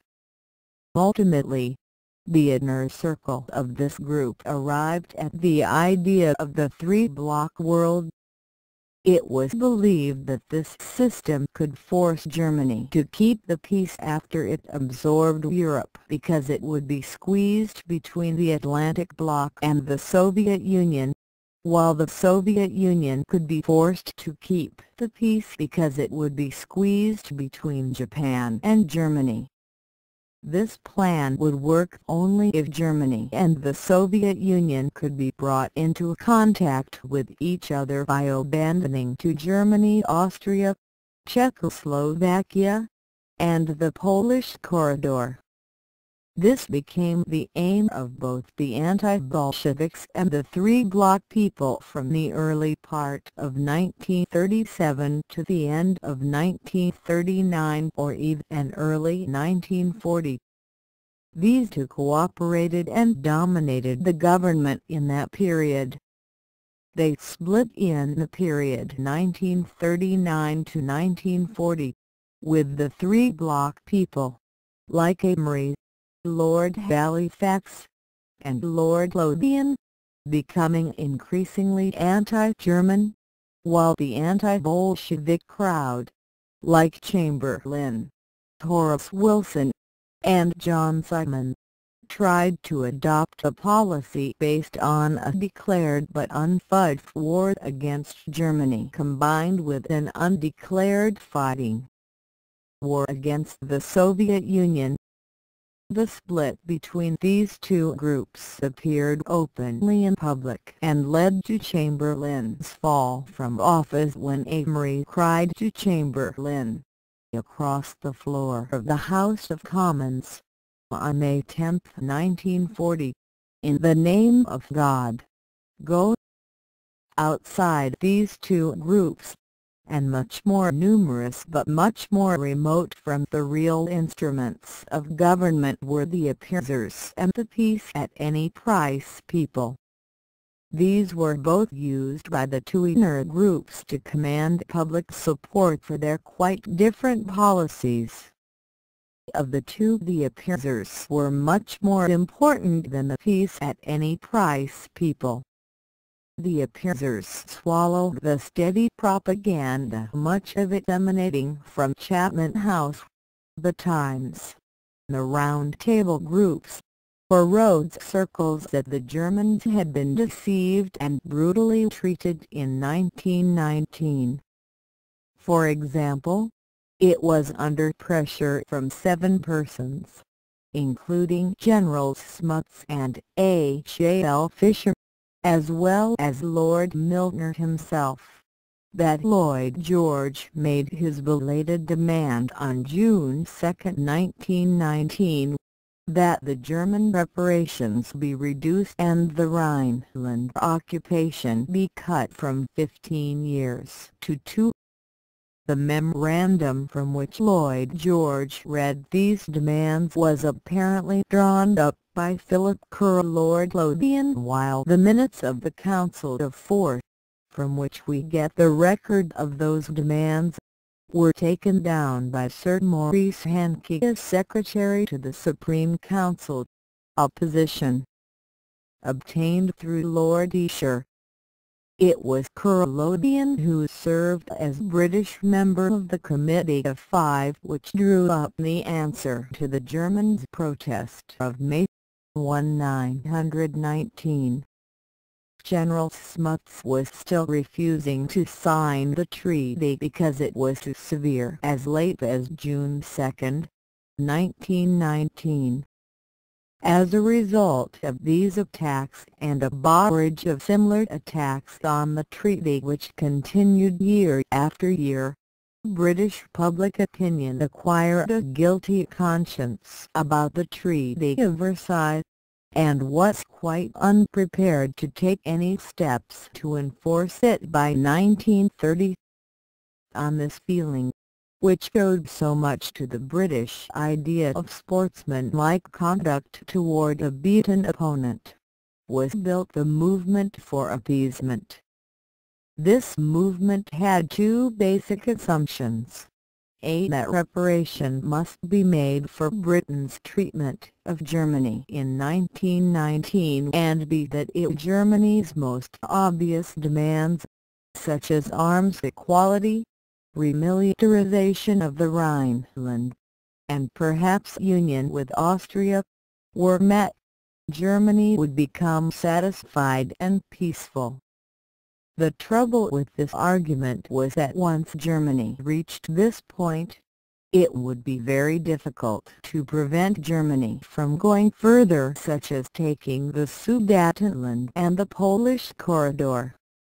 Accordingly, many of the appeasers, when this point was reached in March 1938, went over to the anti-Bolshevik or three-bloc point of view, while some even went into the peace at any price group.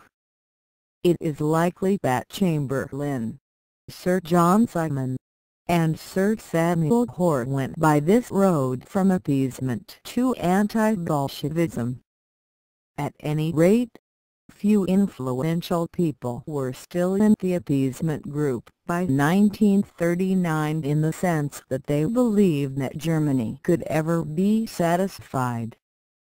Once this was realized, it seemed to many that the only solution was to bring Germany into contact with, or even collision with, the Soviet Union. The peace at any price people were both few and lacking in influence in Britain, while the contrary, as we shall see, was true in France. However, in the period August 1935 to March 1939, and especially in September 1938, the government built upon the fears of this group by steadily exaggerating Germany's armed might and belittling their own, by calculated indiscretions like the statement in September 1938 that there were no real anti-aircraft defences in London, by constant hammering at the danger of an overwhelming air attack without warning, by building ostentatious and quite useless air raid trenches in the streets and parks of London, and by insisting through daily warnings that everyone must be fitted with a gas mask immediately, although the danger of a gas attack was nil. In this way, the government put London into a panic in 1938 for the first time since 1804 or even 1678. And by this panic, Chamberlain was able to get the British people to accept the destruction of Czechoslovakia, wrapping it up in the piece of paper, marked Peace in Our Times, which he obtained from Hitler, as he confided to that ruthless dictator, for British public opinion. Once this panic passed, Chamberlain found it impossible to get the British public to follow his program, although he himself never wavered, even in 1940. He worked on the appeasement and the peace at any price groups throughout 1939, but their numbers dwindled rapidly, and since he could not openly appeal for support on either the anti-Bolshevik or the three-bloc basis, he had to adopt the dangerous expedient of pretending to resist in order to satisfy the British public, while really continuing to make every possible concession to Hitler which would bring Germany to a common frontier with the Soviet Union, all the while putting every pressure on Poland to negotiate and on Germany to refrain from using force in order to gain time to wear Poland down, and in order to avoid the necessity of backing up by action his pretense of resistance to Germany. This policy went completely astray in the period from August 1939 to April 1940. Chamberlain wanted peace so that he could devote Britain's limited resources to social welfare, but he was narrow and totally ignorant of the realities of power, convinced that international politics could be conducted in terms of secret deals, as business was, and he was quite ruthless in carrying out his aims, especially in his readiness to sacrifice non-English persons, who in his eyes, did not count. In the meantime, both the people and the government were more demoralized in France than in England. The policy of the right, which would have used force against Germany even in the face of British disapproval, ended in 1924, when Barhow, who had been one of the chief figures in the 1924 effort, tried to revive it in 1934. It was quite a different thing, and he had constantly to give at least verbal support to Britain's efforts to modify his encirclement of Germany into a four-power pact of Britain, France, Italy, Germany.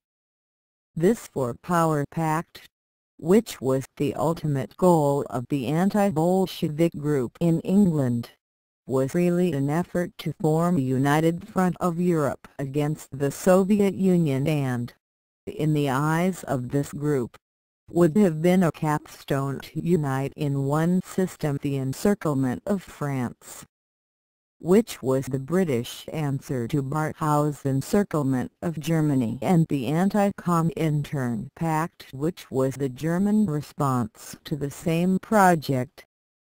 The Four-Power Pact reached its fruition at the Munich Conference of September 1938, where these four powers destroyed Czechoslovakia without consulting Czechoslovakia's ally, the Soviet Union. But the scorn the dictators had for Britain and France as decadent democracies had by this time reached such a pass that the dictators no longer had even that minimum of respect without which the Four-Power Pact could not function. As a consequence, Hitler in 1939 spurned all Chamberlain's frantic efforts to restore the Four-Power Pact, along with his equally frantic and even more secret efforts to win Hitler's attention by offers of colonies in Africa and economic support in Eastern Europe. As a result of the failure of the policy of the French right against Germany in 1924 and the failure of the policy of fulfillment of the French left in 1929 to 1930, France was left with no policy. Convinced the French security depended on British military and naval support in the field before action began in order to avoid a German wartime occupation of the richest part of France such as existed in 1914 to 1918, depressed by the growing unbalance of the German population over the French population, and shot through with pacifism and anti-war feeling, the French army under Pétain's influence adopted a purely defensive strategy and built up defensive tactics to support it. In spite of the agitations of Charles de Gaulle, then a colonel, and his parliamentary spokesman, Paul Reynaud, to build up an armoured striking force as an offensive weapon, France built a great, and purely defensive, fortified barrier from Normandy to the Swiss frontier, and retrained many of its tactical units into purely defensive duties within this barrier. It was clear to many that the defensive tactics of this Maginot Line were inconsistent with France's obligations to her allies in Eastern Europe. But everyone was too paralyzed by domestic political partisanship, by British pressure for a purely Western European policy, and by general intellectual confusion and crisis weariness, to do anything about bringing France's strategic plans and its political obligations into a consistent pattern. It was the purely defensive nature of these strategic plans, added to Chamberlain's veto on sanctions, which prevented Flanders from opting against Germany at the time of the remilitarization of the Rhineland in March 1936. By 1938 and 1939, these influences had spread demoralization and panic into most parts of French society, with the result that the only feasible plan for France seemed to be to cooperate with Britain in a purely defensive policy in the West behind the Maginot Line, with a free hand for Hitler in the East. The steps which brought France to this destination are clear. They are marked by the Anglo-German Naval Agreement of June 1935, the Ethiopian Crisis of September 1935, the remilitarization of the Rhineland in March 1936, the neutralization of Belgium in 1936, the Spanish Civil War of 1936 to 1939, the destruction of Austria in March 1938, and the Czechoslovak crisis leading up to Munich in September 1938. Along these steps we must continue our story. From the summer of 1936 to the spring of 1939, Spain was the scene of a bitter conflict of arms, ideologies, and interests. This conflict was both a civil war and an international struggle. It was a controversial problem at the time and has remained a controversial problem since. For 20 or more years, the bitter feelings raised by the struggle remained so intense that it was difficult to determine the facts of the dispute, and anyone who tried to make an objective study of the facts was subjected to abuse from both sides. The historical past of Spain has been so different from that of the rest of Western civilization that it sometimes seems doubtful if it should be regarded as part of Western civilization.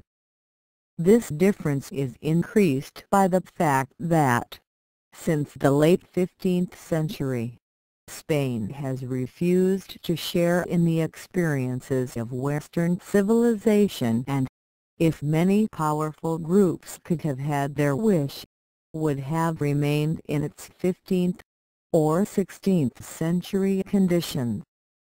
From the invasion of the Arabs in 71 to their final ejection in 1492, Spanish life was dominated by the struggle against this foreign intruder. From 1525 to 1648, Spain was in a struggle with the new religious movements aroused by Luther. Since 1648 it has been, except for brief intervals and for exceptional personalities, at war with modern rationalism and modern science, with the Enlightenment, the French Revolution, and Napoleon, with modern democracy, modern secularism, modern liberalism, modern constitutionalism, and the bourgeois conception of modern society as a whole. As a result of more than 1,000 years of such struggles, almost all elements of Spanish society, even those which were not, in theory, opposed to the new movements in Western culture, have developed a fanatical intolerance, an uncompromising individualism, and a fatal belief that physical force is a solution to all problems, however spiritual. The impact of the bourgeois, liberal, scientific, and industrialized West of the 19th century upon Spain was as similar to its impact on other backward political units such as Japan, China, Turkey, or Russia.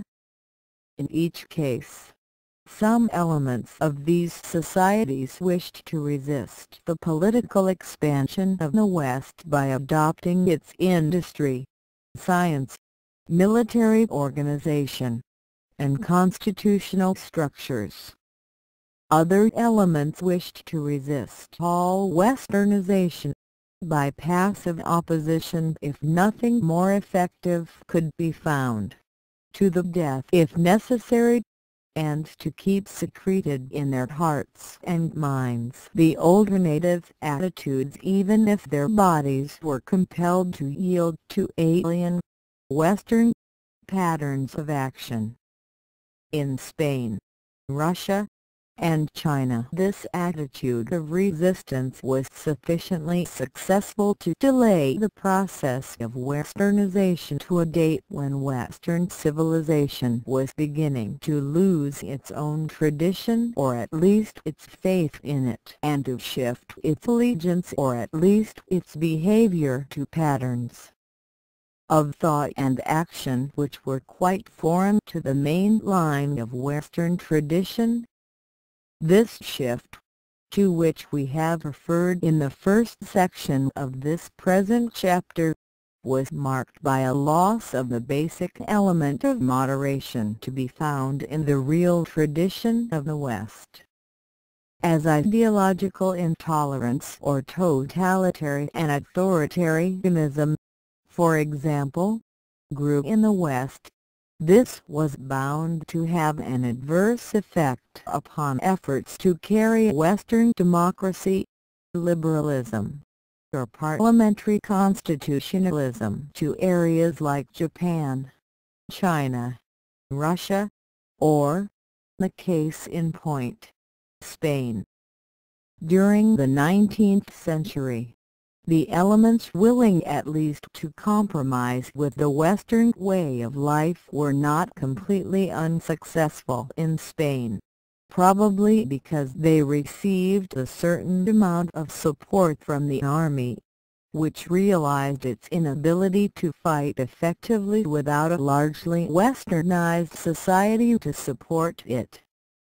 This, however, was destroyed by the efforts of the Restoration monarchy of 1875 to 1931 to find support among the opponents of modernization and by the Spanish defeat at the hands of the United States in 1898. Alfonso XII (1874–1885) came to the throne as a military reaction after a long period of revolutionary confusion. The defeat by the United States, like the Chinese defeat by Japan in 1894, or the Turkish defeat by Russia in 1877, widened the gap between the progressive and reactionary groups in Spain, if we may use these terms to indicate a willingness or a refusal to westernize. Moreover, the War of 1898, by depriving Spain of much of its empire, left its oversized army with little to do and with a reduced area on which to batten. Like a vampire octopus, the Spanish army settled down to drain the lifeblood of Spain and, above all, Morocco.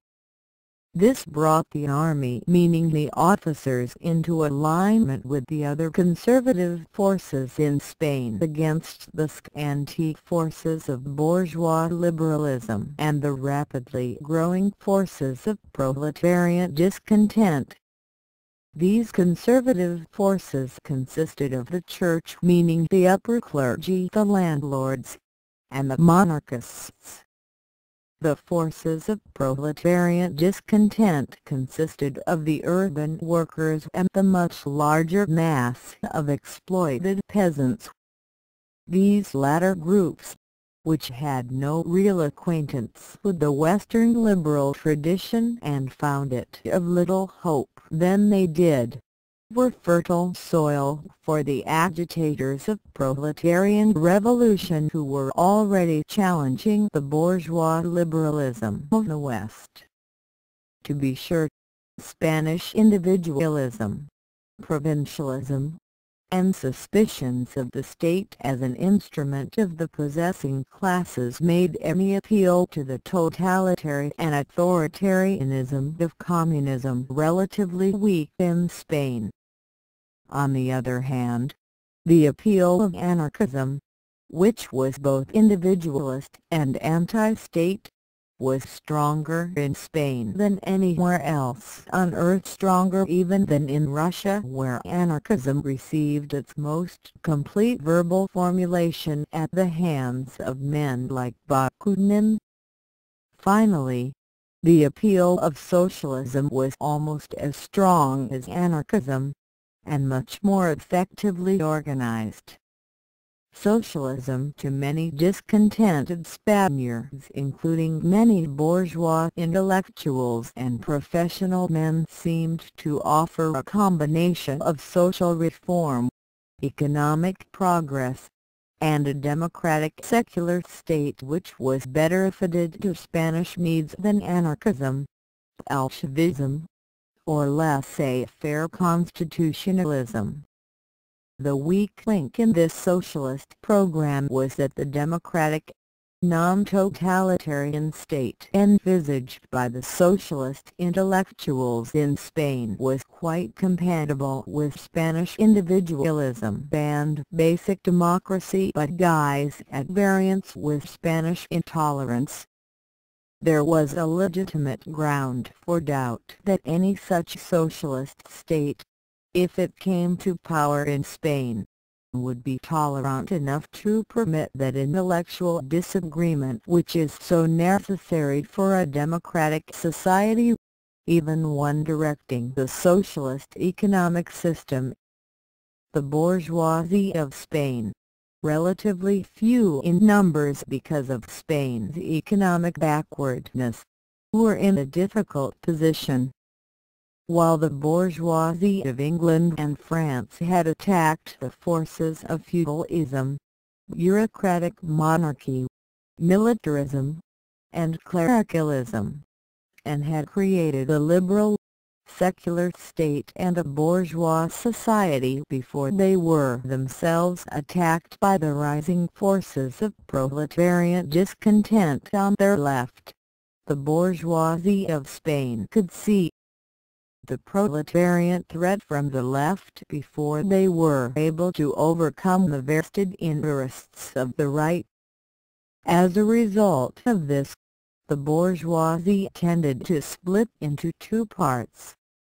On the one hand were industrial and commercial bourgeoisie who supported the liberal ideas of laissez-faire, constitutional parliamentarism, private property, anti-militarism, anti-bureaucratic freedom, anti-clericalism, and a limited state authority.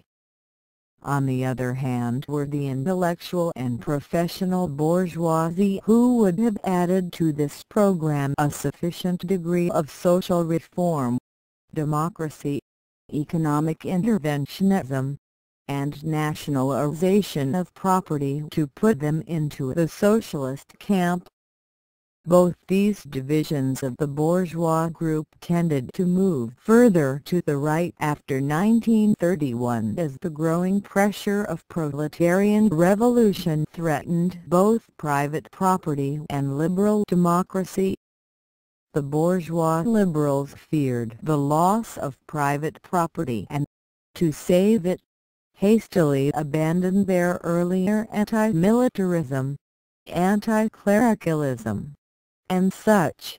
The bourgeois socialists feared the loss of liberal democracy, but they found nowhere to go because liberal democracy could find no real basis in the fanatical intolerance of Spain. A feature as prevalent on the right as on the left. In truth, both bourgeois groups were largely crushed out. and their members practically exterminated by the right because of their earlier allegiance to anti-militarism, anti-clericalism, and anti-monarchism, and by the left because of their continued allegiance to private property. Strangely enough, the only defenders these bourgeois found outside their own group was in the small but well-organized body of Stalinist communists, whose ideological preconceptions of the natural course of social development were so strong that they insisted that Spain must pass through a period of bourgeois liberal capitalism and industrialization before it would be ripe for the later stage of totalitarian communism. This point of view, explicitly stated in Stalin's letter to the Spanish left-wing socialist leader, Largo Caballero, on September 21, 1936, warned against premature efforts toward social and economic reforms for which Spain's degree of industrial development made it quite unready, and called for general anti-fascist support for a liberal state against the reactionaries of the right. In consequence of this point of view, the communists in Spain were almost as willing to exterminate the revolutionaries of the left, especially the anarchists, Trotskyist communists, and left-wing socialists, as they were to eliminate the reactionaries of the right. This complex and confused situation in Spain was made even more involved by the struggle between Castilian centralization, which was frequently unenlightened and reactionary, and the supporters of local autonomy and separatism, which were frequently progressive or even revolutionary in Catalonia, the Basque Country, Galicia, and elsewhere. This struggle was intensified by the fact that industrialism had grown up only in Catalonia and the Basque provinces, and, accordingly, the strength of the revolutionary proletariat was strongest in the areas where separatism was strongest. Opposed to all these forces was that alignment of officers, upper clergy, landlords, and monarchists which came into existence after 1898 and especially after 1918. The army was the poorest in Europe and relatively the most expensive. There was a commissioned officer for every 6 men and a general for every 250 men. The men were miserably underpaid and mistreated, while the officers squandered fortunes. The Ministry of War took about a third of the national budget, and most of that went to the officers. Money was wasted or stolen, especially in Morocco, in lumps of millions at a time for the benefit of officers and monarchist politicians. Everything was done on a lavish scale. For example, there were no less than 5 military academies. But the army remained so inefficient that it lost 13,000 men a year for 10 years fighting the rifts in Morocco, and in July 1921 lost 12,000 killed out of 20,000 engaged in one battle. The army had the right, incredible as it may seem, to court-martial civilians, and did not hesitate to use this power to prevent criticism of its depredations. Nevertheless, the outcry against corruption and defeats in Morocco resulted in a parliamentary investigation. To prevent this, a military coup under General Primo de Rivera, with the acquiescence of King Alfonso Xiu, took over the government, dissolved the Cortes, and ended civil liberties, with martial law and a strict censorship throughout Spain. 1923. The landlords not only monopolized the land but, more important than that, squandered their incomes with little effort to increase the productivity of their estates or to reduce the violent discontent of their peasant tenants and agricultural workers. Of the 125 million acres of arable land in Spain, about 60% was not cultivated, while another 10% was left fallow. The need for irrigation, fertilizers, and new methods was acute, but very little was done to achieve them. On the contrary, while the Spanish grandees wasted millions of pesetas in the gambling casinos of the French Riviera, the technical equipment of their estates steadily deteriorated. Making use of the surplus agricultural population, they sought to increase rents and to decrease agricultural wages. To permit this, they made every effort to make leases shorter in duration, not over a year, and revocable at the landlord's will, and to break up every effort of agricultural workers to seek government or unionized action to raise wages, reduce hours, or improve working conditions. While all this was going on, and while most of Spain was suffering from malnutrition, most of the land was untilled, and the owners refused to use irrigation facilities which had been built by the government. As a result, agricultural yields were the poorest in Western Europe.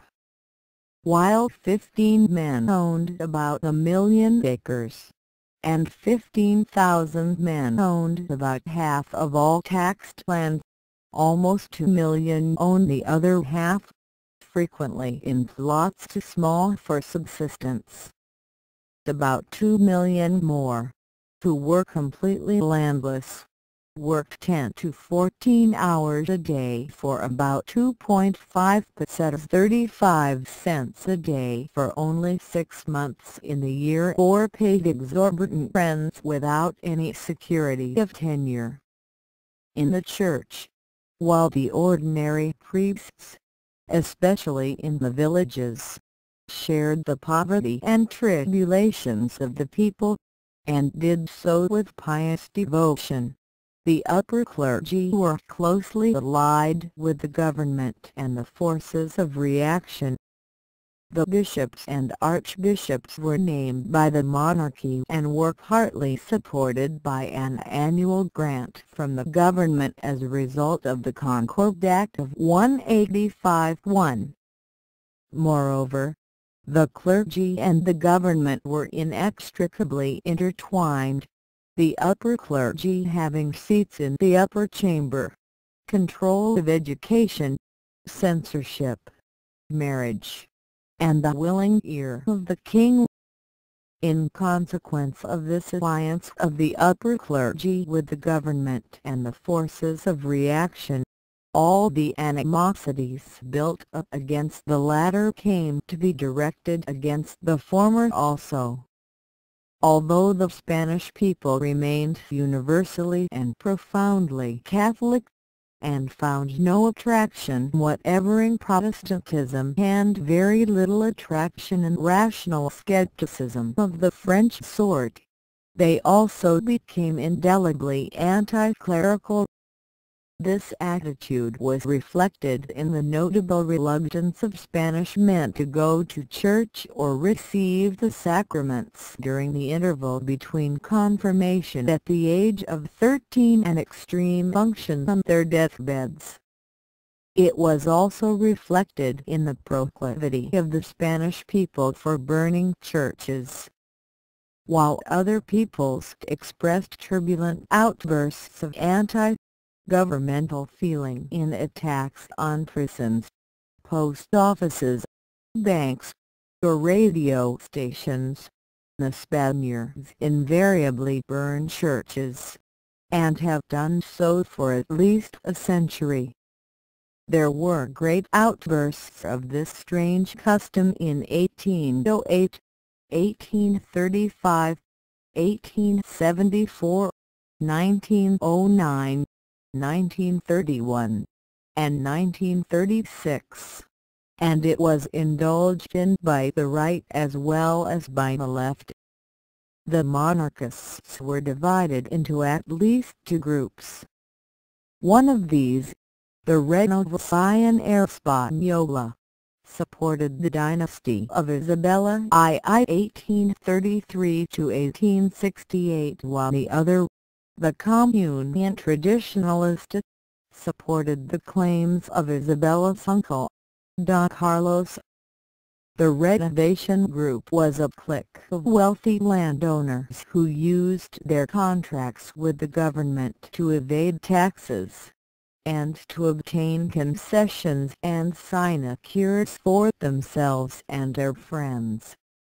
The Carlosts were a fanatically intolerant and murderous group from remote rural regions of Spain, and were almost entirely clerical and reactionary in their aims.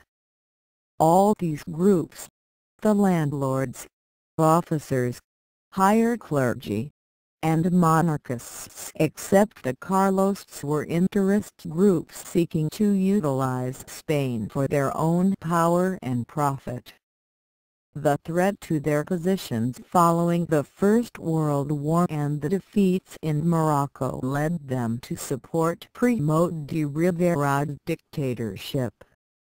However, the general's personal instability and his efforts to appease the industrialists of Catalonia, as well as his unbalanced budgets and his efforts to build up the popular following by cooperating with laboring groups, led to a shift of support, and he was forced to resign in 1930, following an unsuccessful officers' revolt in 1929.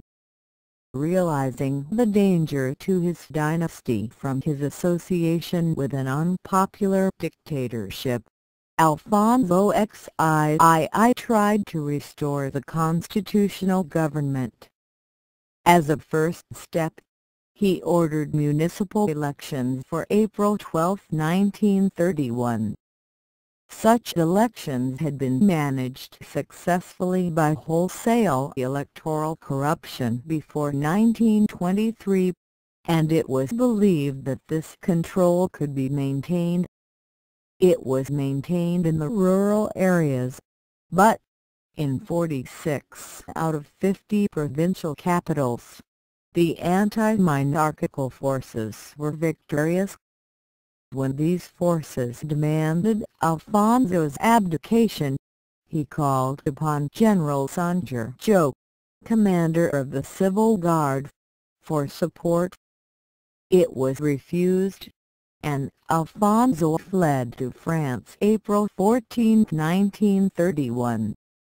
The Republicans at once began to organize their victory, electing a constituent assembly in June 1931, and establishing an ultra-modern unicameral parliamentary government with universal suffrage, separation of church and state, secularization of education, local autonomy for separatist areas, and power to socialize the great estates for the public utilities.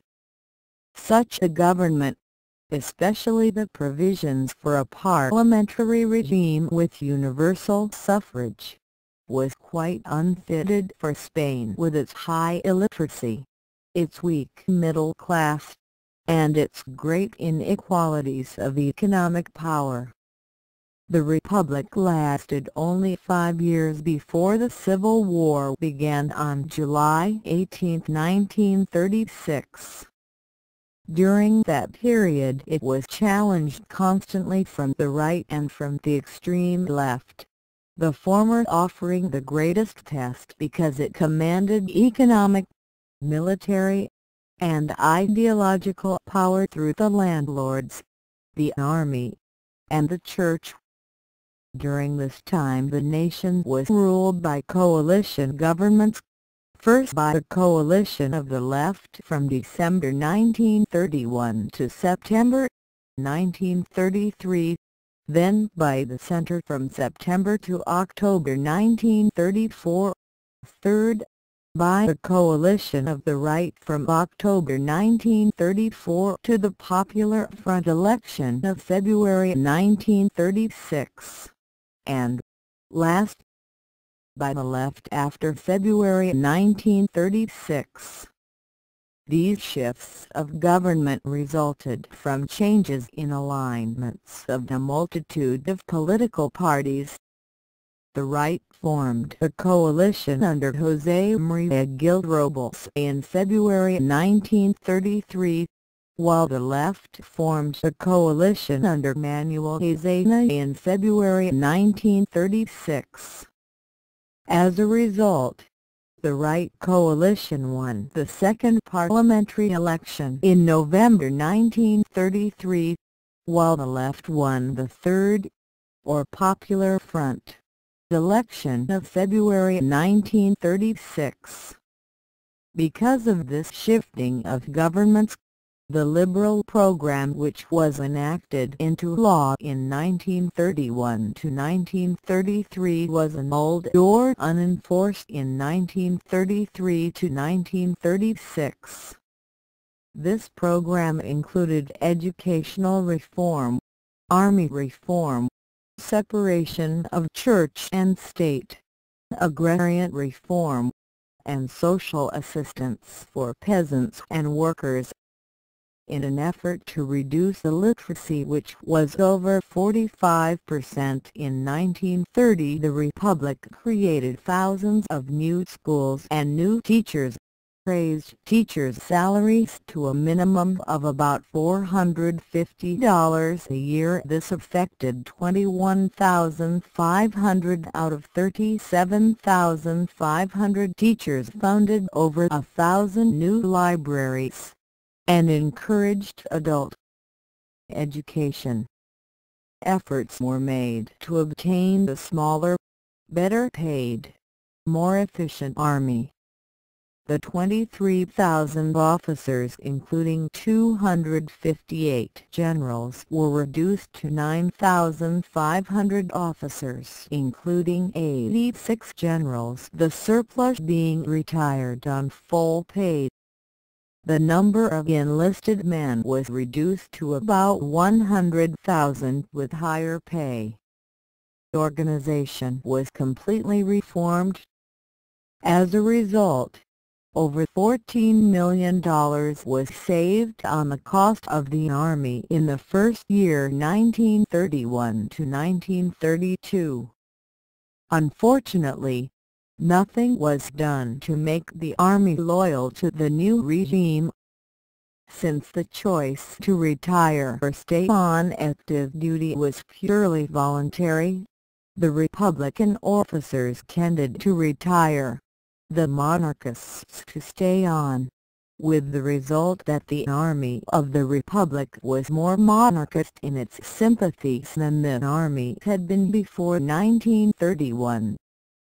Although the officers, disgruntled at their narrowing opportunities for enriching themselves, were openly disrespectful and insubordinate toward the Republic, almost nothing was done to remedy this. The Church was subjected to laws establishing complete separation of church and state.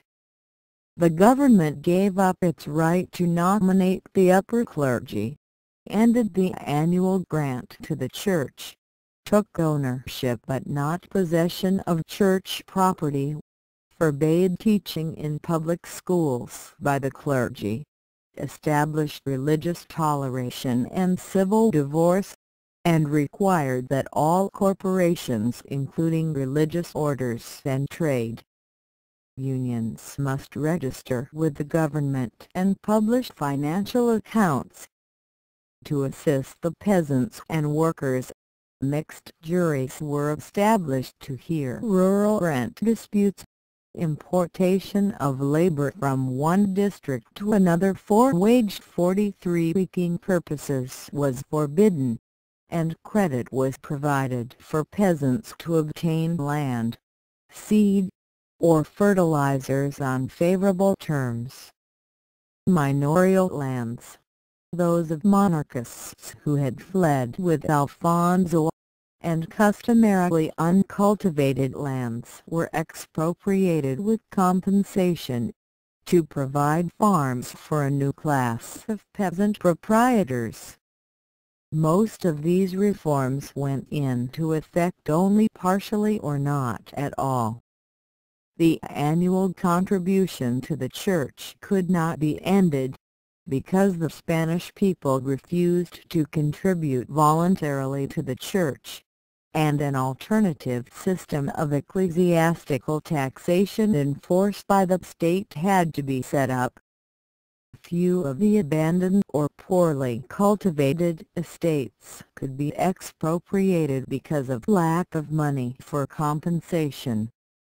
The clergy could not be excluded from teaching because of the lack of trained teachers. Most expropriated ecclesiastical property was left in the control of the church either because it was necessary for religious and social services or because it could not be tracked down. The conservative groups reacted violently against the Republic almost as soon as it began. In fact, the monarchists criticized Alfonso for leaving without a struggle, while the upper clergy and landlords ostracized the papal legate for his efforts to make the former adopt a neutral attitude toward the new regime. As a result, three plots began to be formed against the Republic. The one monarchist led by Calvo Sotelo in Parliament and by Antonio Goicoechea behind the scenes. The second a parliamentary alliance of landlords and clericals under José María Gil Robles, and the last a conspiracy of officers under Generals Emilio Barrera and José Sanjurjo. Sanjurjo led an unsuccessful rebellion at Seville in August 1932. When it collapsed from lack of public support, he was arrested, condemned to death, reprieved, and finally released with all his back pay in 1934. Barrera was arrested but released by the courts. Both generals began to prepare for the rebellion of 1936. In the meantime, the monarchist conspiracy was organized by former King Alfonso from abroad as early as May 1931. As part of this movement, a new political party was founded under Sotelo. A research organization known as Spanish Action was set up to publish texts from great thinkers on the legality of revolution. The war chest of 1.5 million pesetas was created, and an underground conspiracy was drawn up. Under the leadership of Antonio Goicoechea. This last action was taken at a meeting in Paris presided over by Alfonso himself September 29, 932. Goicoechea performed his task with great skill, under the eyes of a government which refused to take preventive action because of its own liberal and legalistic scruples.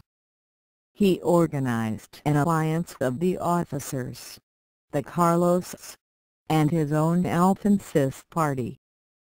4 men from these three groups then signed an agreement with Mussolini on March 31, 1934. By this agreement the Duce of Fascism promised arms, money, and diplomatic support to the revolutionary movement, and gave the conspirators a first installment payment of 1,500,000 pesetas, 10,000 rifles, 10,000 grenades, and 200 machine guns.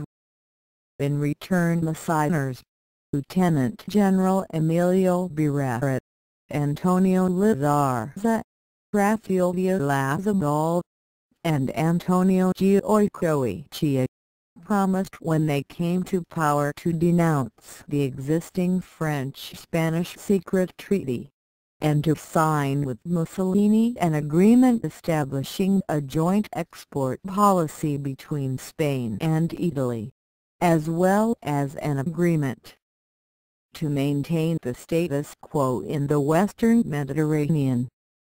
In the meantime, Gil Robles' coalition, known as CEDA, Spanish Confederation of Autonomous Right Parties, along with his own clerical party Popular Action and the Agrarian Party of the Big Landlords, was able to replace the left Republican Manuel Azaña by the right Republican Alejandro Lerroux as Prime Minister. September 1933. It then called new elections in November 1934, and won the victory with 213 seats for the right, 139 for the center, and 121 for the left. The center cabinet continued in office, supported by the votes of the right. It revoked many of the reforms of 1931 to 1933, allowed most of the rest to go unenforced, released all the rightist conspirators from prison including Sancho, gave an amnesty to thousands of monarchist plotters and exiles, and restored their expropriated estates. By a process of consolidating portfolios and abolishing cabinet seats, Gil Robles slowly reduced the cabinet from 13 ministers at the end of 1933 to 9 2 years later. Of these, CEDA took 3 in October 1934 and 5 in March 1935. The advent to office of CEDA in October 1934 led to a violent agitation which burst into open revolt in the two separatist centers of the Basque Country and Catalonia. The latter, led by the bourgeois left, received little support from the workers, and collapsed at once. The uprising in Asturias, however, spearheaded by anarchist miners hurling dynamite from slings, lasted for 9 days. The government used the Foreign Legion and Moors, brought from Morocco by sea, and crushed the rebels without mercy. The latter suffered at least 5,000 casualties, of which a third were dead. After the uprising was quelled, all the socialist press was silenced and 25,000 suspects were thrown into prison. This uprising of October 1934, although crushed, served to split the oligarchy. The fact that the government had sent Moors to the most Catholic part of Spain where they had never penetrated during the Saracen invasions, and the demands of the army, monarchists, and the biggest landlords for a ruthless dictatorship alarmed the leaders of the church and the president of the republic, Alcalá Zamora. This ultimately blocked Gil Robles' road to power by parliamentary methods. After March 1935 he controlled the portfolios of justice, industry and commerce, labor, and communications, but could not get the interior, which controlled the police. This was held by Portela Valladares. the moderate close to Zamora. Gil Robles as Minister of War encouraged reactionary control of the army and even put General Franco in as his Undersecretary for War, but he could not get rid of Portela Valadares. Finally, he demanded that the police be transferred from the Ministry of Interior to his own Ministry of War.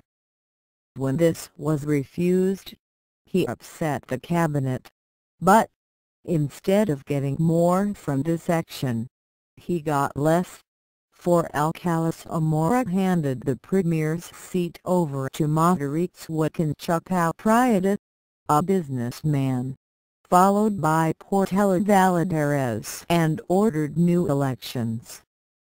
For these elections of February 1936, the parties of the left formed a coalition, the Popular Front, with a published program and plan of action. The program was of a moderate left character, promising a full restoration of the Constitution, amnesty for political crimes committed after November 1933, civil liberties, an independent judiciary, minimum wages, protection for tenants, reform of taxation, credit, banking, and the police, and public works. It repudiated the socialist program for nationalization of the land, the banks, and industry. The plan of action provided that while all the Popular Front parties would support the government by their votes in the Cortes, only the bourgeois parties would hold seats in the cabinet, while the workers' parties, such as the Socialists, would remain outside. The election of February 16, 1936 followed a campaign of violence and terrorism in which the worst offenders were the members of a microscopic new political party calling itself the Phalange, openly fascist on the Italian model, and consisting largely of a small number of rich and irresponsible youths. This group was led by Primo de Rivera the Younger. In the election, the Popular Front captured 266 out of 473 seats, while the right had 153 and the center only 54. C88 had 96. The Socialists 87. Azanas Republican left 81. The Communists 14. The defeated forces of the right refused to accept the results of this election. As soon as the results were known, Sotelo tried to persuade Portela Valadares to hand over the government to General Franco. That was rebuffed. The same day the Phalange attacked workers who were celebrating. On February 20th the conspirators met and decided their plans were not yet ripe.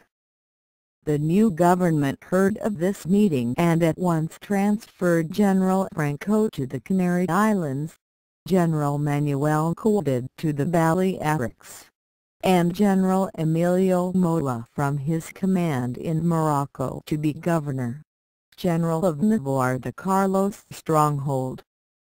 The day before Franco left Madrid, he met the chief conspirators at the home of the monarchist deputy Serrano Delgado.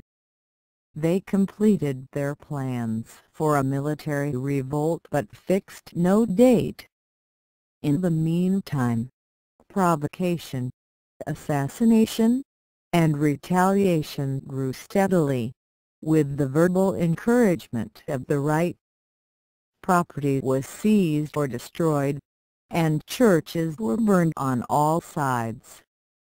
On March 12 the socialist lawyer who had drafted the Constitution of 1931 was fired from an automobile, and his companion was killed. 5 men were brought to trial. The judge was assassinated April 13th. The next day a bomb exploded beneath the platform from which the new cabinet was reviewing the troops, and a police lieutenant was killed April 14th. The mob retaliated by assaults on monarchists and by burning churches. On March 15 there was an attempt to assassinate Largo Caballero. By May the monarchist assassins were beginning to concentrate on the officers of the assault guards, the only branch of the police which was completely loyal to the Republic. In May the captain of this force, Fagurado, was killed by shots from a speeding automobile. On July 12 Lieutenant Castillo of the same force was killed in the same way. That night a group of men in the uniform of the assault guards took Sotelo from his bed and shot him. The uprising, however, was already beginning in England and in Italy, and broke out in Morocco on July 18.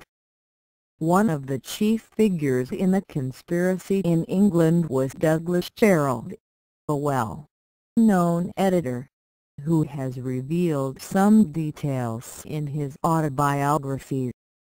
At the end of May 1936, he obtained some machine guns and 500,000 rounds of S8 ammunition for the cause. In June he persuaded Major Hugh Pollard to fly to the Canary Islands in order to transport General Franco by plane to Morocco. Pollard took off on July 1 with his 19-year-old daughter Diana and her friend Dorothy Watson. Louis Bowen, who was Carroll's chief contact with the conspirators, went at once to Rome. On July 15 orders were issued by the Italian Air Force to certain units to prepare to fly to Spanish Morocco. The Italian insignia on these planes were roughly painted over on July 20 and thereafter, but otherwise they were fully equipped. These planes went into action in support of the revolt as early as July 27. On July 30 for such planes, still carrying their orders of July 15, landed in French Algeria, and were interned. German intervention was less carefully planned. It would appear that Sanjurjo went to Berlin on February 4, 1936, but could get no commitment beyond a promise to provide the necessary transport planes to move the Moroccan forces to Spain if the Spanish fleet made transport by sea dangerous by remaining loyal to the government. As soon as Franco reached Morocco from the Canaries on July 18, he appealed for these planes through a personal emissary to Hitler and through the German consul at Tetuan. The former met Hitler on July 24, and was promised assistance. The plans to intervene were drawn up the same night by Hitler, Göring, and General Werner von Blomberg. 30 planes with German crews were sent to Spain by August 8, and the first one was captured by the Loyalist government the next day. In the meantime, the revolt was a failure. The Navy remained loyal because the crews overthrew their officers. The Air Force generally remained loyal. The Army revolted, along with much of the police, but, except in isolated areas, these rebellious units were overcome.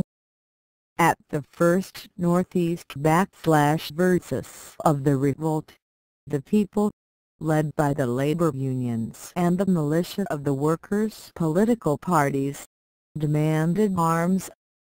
The government was reluctant because of fear of revolution from the left as well as the right, and delayed for several days. Two cabinets resigned on July 18 and July 19 rather than harm the left, but a new cabinet under José Carroll was willing to do so.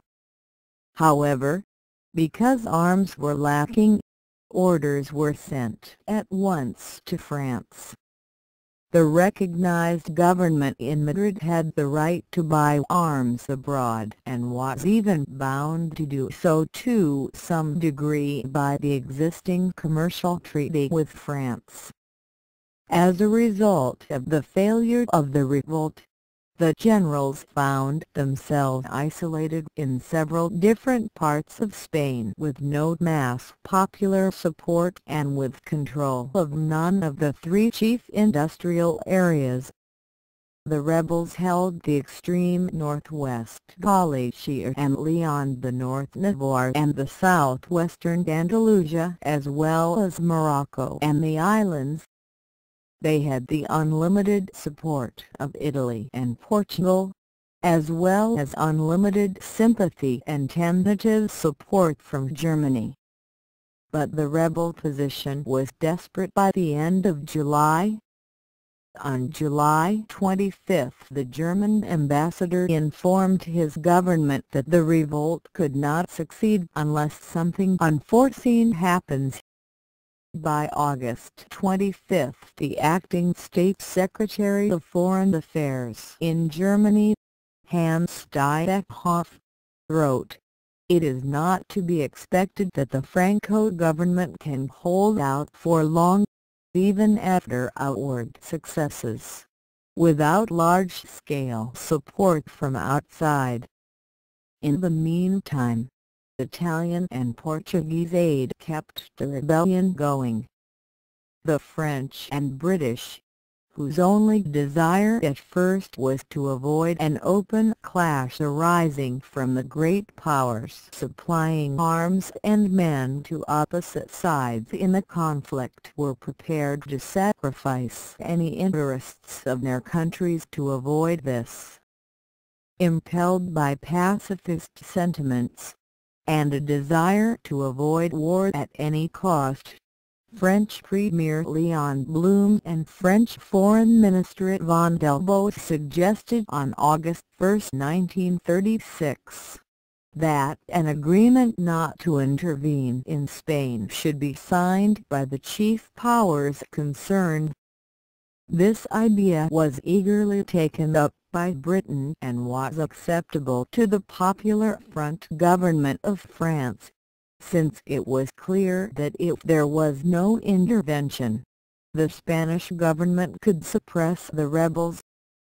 Great Britain accepted the French offer at once, but efforts to get Portugal, Italy, Germany, and Russia into the agreement were difficult because of the delays made by Portugal and Italy, both of which were helping the rebels.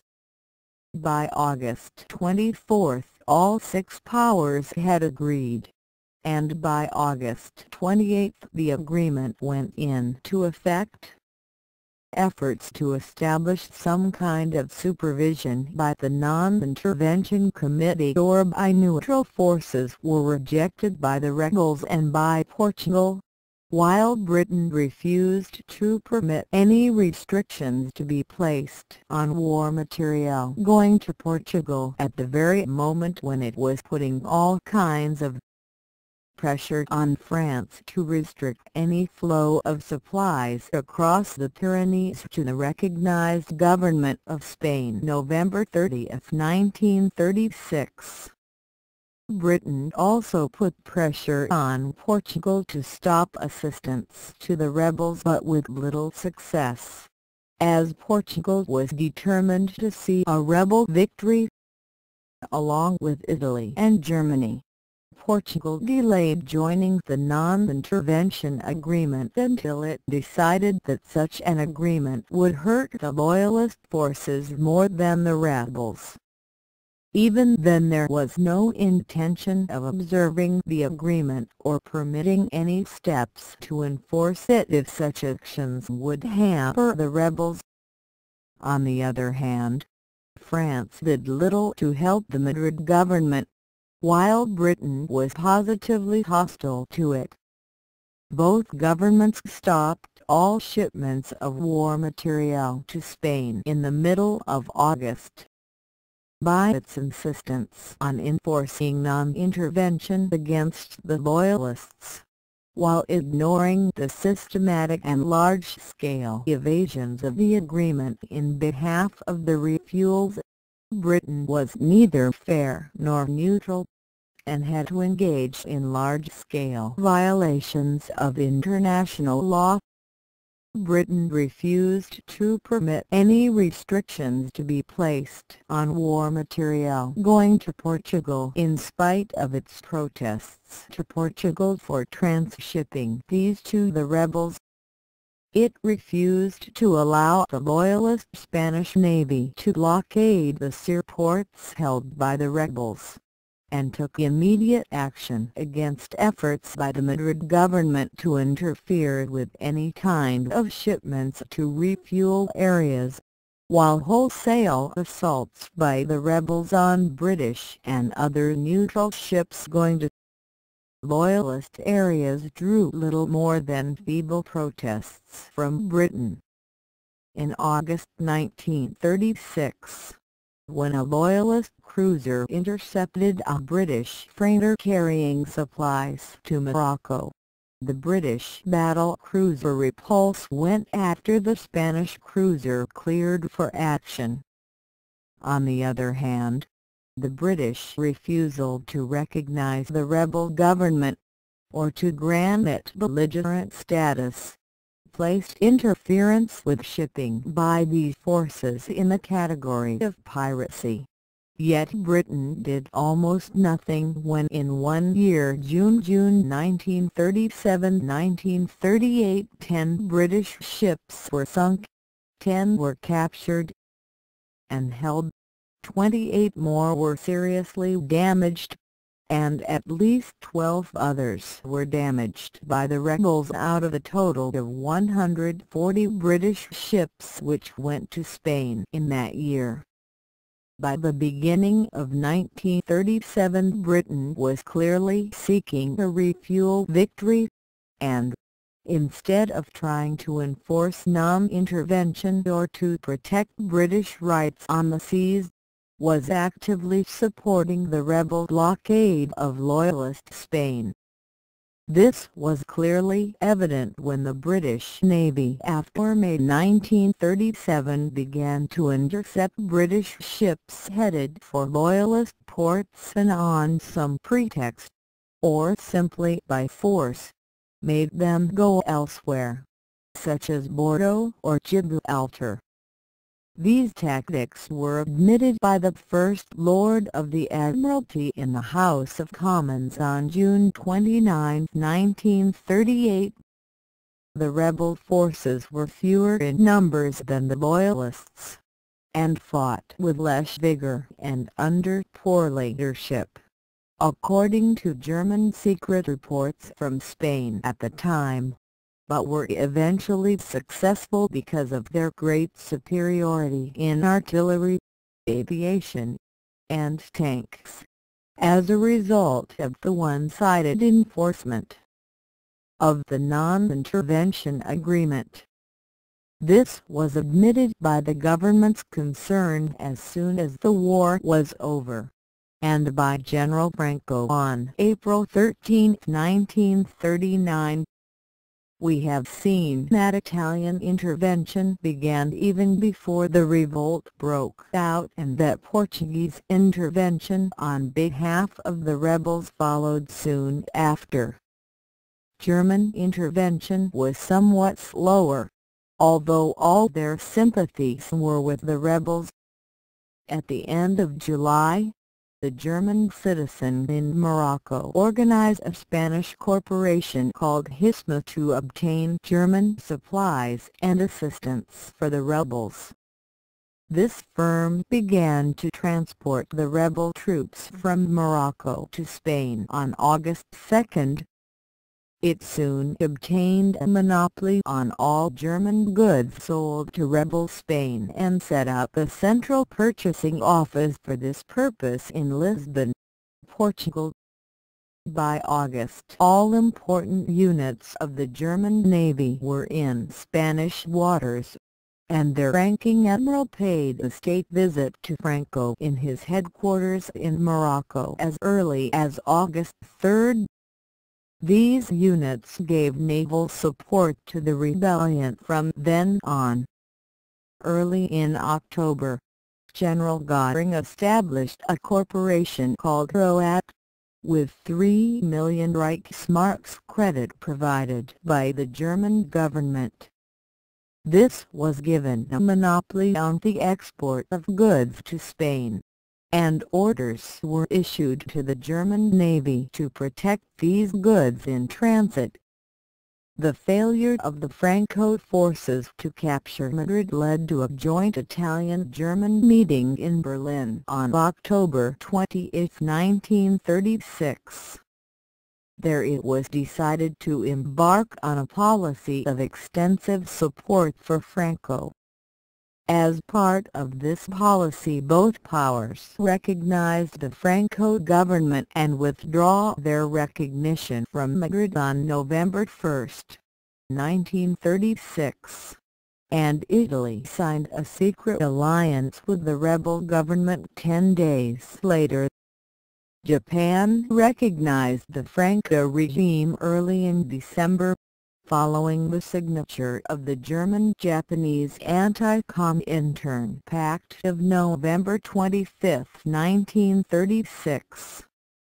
As a result of all these actions, Franco received the full support of the aggressor states, while the loyalist government was obstructed in every way by the peace-loving powers. While the Axis assistance to the rebels was chiefly in the form of supplies and technical assistance, it was also necessary to send a large number of men to work some of this equipment or even to fight as infantry. In all, Italy sent about 100,000 men and suffered about 50,000 casualties, of which 6,000 were killed. Germany sent about 20,000 men, although this figure is less certain.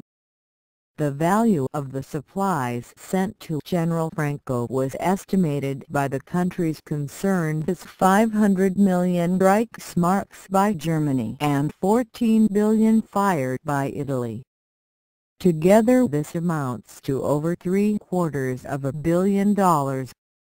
On the other side, the Loyalists were cut off from foreign supplies almost at once because of the embargoes of the great powers, and obtained only limited amounts, chiefly from Mexico, Russia, and the United States, before the non-intervention agreement cut these off. On January 18, 1937, the American Neutrality Act was revised to apply to civil as well as international wars, and was invoked against Spain immediately, but unofficial pressure from the American government prevented exports of this kind to Spain even earlier. As a result of such actions, shortages of supplies for the Madrid government were evident at the end of August and became acute a few weeks later, while supplies for the rebels were steadily increasing. The Madrid government made violent protests against the Axis intervention, both before the Non-Intervention Committee in London and before the League of Nations. These were denied by the Axis powers. An investigation of these charges was made under Soviet pressure, but the committee reported on November low that these charges were unproved. Indeed, Anthony Eden, 9 days later, went so far as to say in the House of Commons that so far as non-intervention was concerned, there were other governments more to blame than either Germany or Italy. Since we have captured large quantities of secret German and Italian documents and have not captured any Soviet documents, it is not possible to fix the date or the degree of Soviet intervention in Spain, but it is conclusively established that it was much later in date and immensely less in quantity than that of either Italy or Germany. On October 7, 1936, the Soviet representative informed the Non-Intervention Committee that it could not be bound by the non-intervention agreement to a greater extent than the other participants.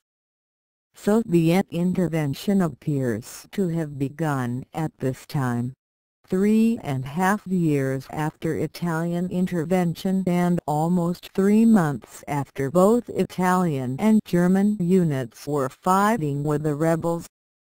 Russian military equipment went into action before Madrid in the period October 29, November 11, 1936. As late as September 28, 1936, the German charge d'affaires in the Soviet Union reported that he could find no reliable proof of violation of the arms embargo by the Soviet government, and on November 16 he reported no evidence of the transport of troops from Odessa. Food shipments were being sent by September 19, and extensive shipments of military supplies began to be reported a month later. Earlier, but unsubstantiated, reports had arrived from German agents in Spain itself. The amount of Soviet aid to Madrid is not known. Estimates of the number of technical advisors and assistants vary from 700 to 5,000 and were probably not over 2,000. No infantry forces were sent. In addition, the Third International recruited volunteers throughout the world to fight in Spain. These went into action early in November 1936 before Madrid, and were disbanded in October 1938. This Soviet intervention in support of the Madrid government at a time when it could find support almost nowhere else served to increase communist influence in the government very greatly. Although the number of communists in Spain itself were few and they had elected only 14 of 473 deputies in February 1936. Communists came into the cabinet for the first time September 4, 1936. In general, they acted to maintain the Popular Front, to concentrate on winning the war, and to prevent all efforts toward social revolution by the extreme left. For this reason, they overthrew Largo Caballero's government in May 1937, and set up Juan Negrin, the more conservative socialist, as premier in a cabinet which continued on the same general lines until after the war ended.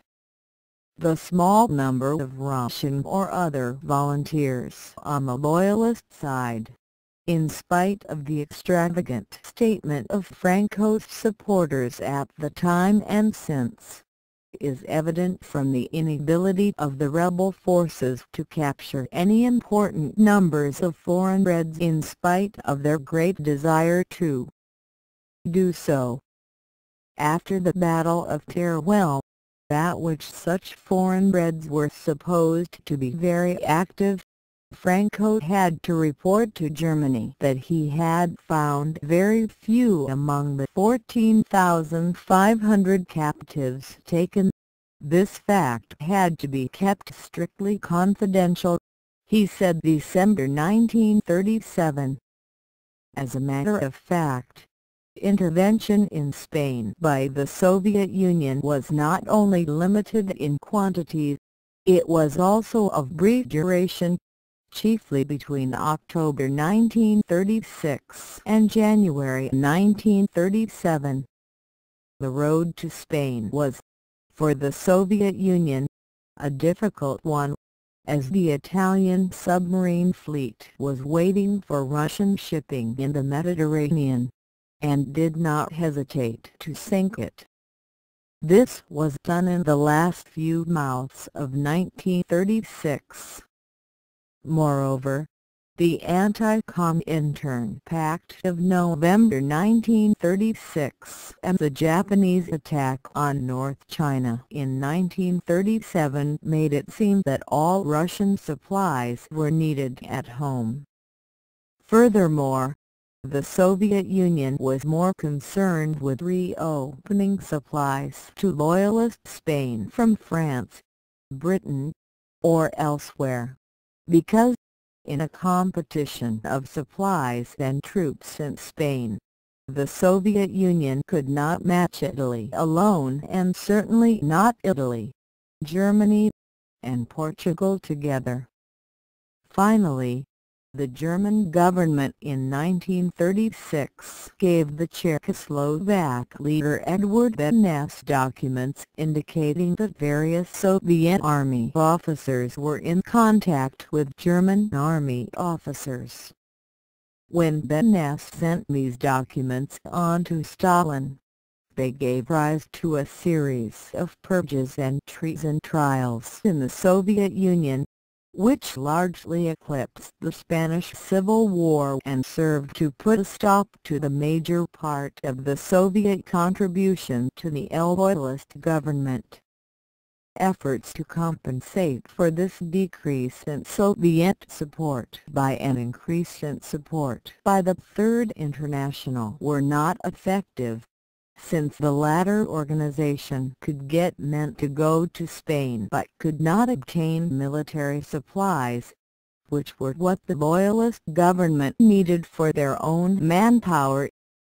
Although the evidence for Axis intervention in Spain was overwhelming and was admitted by the powers themselves early in 1937, the British refused to admit it and refused to modify the non-intervention policy, although France did relax its restrictions on its frontier sometimes, notably in April-June 1938. Britain's attitude was so devious that it can hardly be untangled, although the results are clear enough. The chief result was that in Spain a left government friendly to France was replaced by a right government unfriendly to France and deeply obligated to Italy and Germany. The evidence is clear that the real sympathies of the London government favoured the rebels, although it had to conceal the fact from public opinion in Britain, since this opinion favoured the Loyalists over Franco by 57% to 7%, according to a public opinion poll of March 1938. It held this view in spite of the fact that such a change could not fail to be adverse to British interests, for it meant that Gibraltar at one end of the Middle Passage to India could be neutralized by Italy, just as Aden at the other end had been neutralized by the conquest of Ethiopia. That fear of war was a powerful motive is clear, but such fear was more prevalent outside the government than inside. On December 18, 1936, Eden admitted that the government had exaggerated the danger of war for months earlier to get the non-intervention agreement accepted, and Britain wanted to use force to achieve its aims, as it did against the piracy of Italian submarines in the Mediterranean in the autumn of 1937. It did so without risk of war. The non-intervention agreement, as practiced, was neither an aid to peace nor an example of neutrality, but was clearly enforced in such a way as to give aid to the rebels and place all possible obstacles in the way of the Loyalist government suppressing the rebellion. This attitude of the British government could not be admitted publicly, and every effort was made to picture the actions of the Non-Intervention Committee as one of even-handed neutrality.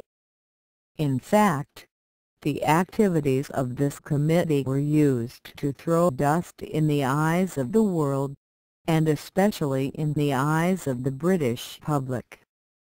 On September 9, 1936, Count Bismarck, the German member of the committee, notified his government that France and Britain's aim in establishing the committee was not so much a question of taking actual steps immediately as of pacifying the aroused feelings of the leftist parties in both countries by the very establishment of such a committee, and to ease the domestic political situation of the French Premier. For months the meaningless debates of this committee were reported in detail to the world, and charges, counter-charges, proposals, counter-proposals, investigations, and inconclusive conclusions were offered to a confused world, thus successfully increasing its confusion. In February 1937, an agreement was made to prohibit the enlistment or dispatch of volunteers to fight on either side in Spain, and on April 30 patrols were established on the Portuguese and French borders of Spain as well as on the sea coasts of Spain. At the end of a month, Portugal ended the supervision on her land frontier, while Italy and Germany abandoned the sea patrol. Constant efforts by Portugal, Italy, and Germany to win recognition for the rebels as belligerents under international law were blocked by Britain, France, and Russia. Such recognition would have allowed the rebel forces those rights on the high seas which the recognized government of Madrid was in practice being denied. Russia wished to extend belligerent rights to Franco only if all foreign volunteers were withdrawn first. While debating and quibbling went on about issues like belligerency, supervision by patrols, withdrawal of volunteers, and such before the Non-Intervention Committee in London, the Franco rebel forces, with their foreign contingents of Moors, Italians, and Germans, slowly crushed the Loyalist forces. As a result of the non-intervention policy, the military preponderance of the rebels was very large except in respect to morale. The rebels generally had about 500 or even more planes, while the government had at one time as many as 150. It has been estimated that the greatest concentration of Loyalist artillery was 180 pieces at the Battle of Teruel in December 1937, while the greatest concentration of rebel artillery was 1,400 pieces against 120 on the Loyalist side at the Battle on the Ebro in July 1938. The Italian Air Force was very active, with 1,000 planes making over 86,000 flights in 5,318 separate operations, during which it dropped 1158 tons of bombs during the war. With this advantage, the nationalist forces were able to join their southwestern and northwestern contingents during 1936, to crush the Basques and form a continuous territory between Galicia and Navarre across northern Spain in 1937, to drive eastward across Spain to the east coast in 1938, thus cutting Loyalist Spain into, to capture most of Catalonia, including Barcelona, in January 1939, and to close in on Madrid in 1939. The Loyalist capital surrendered on March 28. England and France recognized the Franco government on February 27, 1939, and the Axis troops were evacuated from Spain after a triumphal march through Madrid in June 1939. When the war ended, much of Spain was wrecked. At least 450,000 Spaniards had been killed, of which 130,000 were rebels, the rest loyalists, and an unpopular military dictatorship had been imposed on Spain as a result of the actions of non-Spanish forces. About 400,000 Spaniards were imprisoned, and large numbers were hungry and destitute.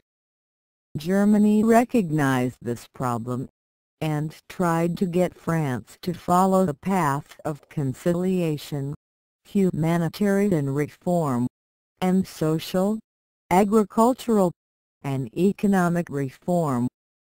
This advice was rejected, with the result that Spain has remained weak, apathetic, war-weary, and discontented ever since.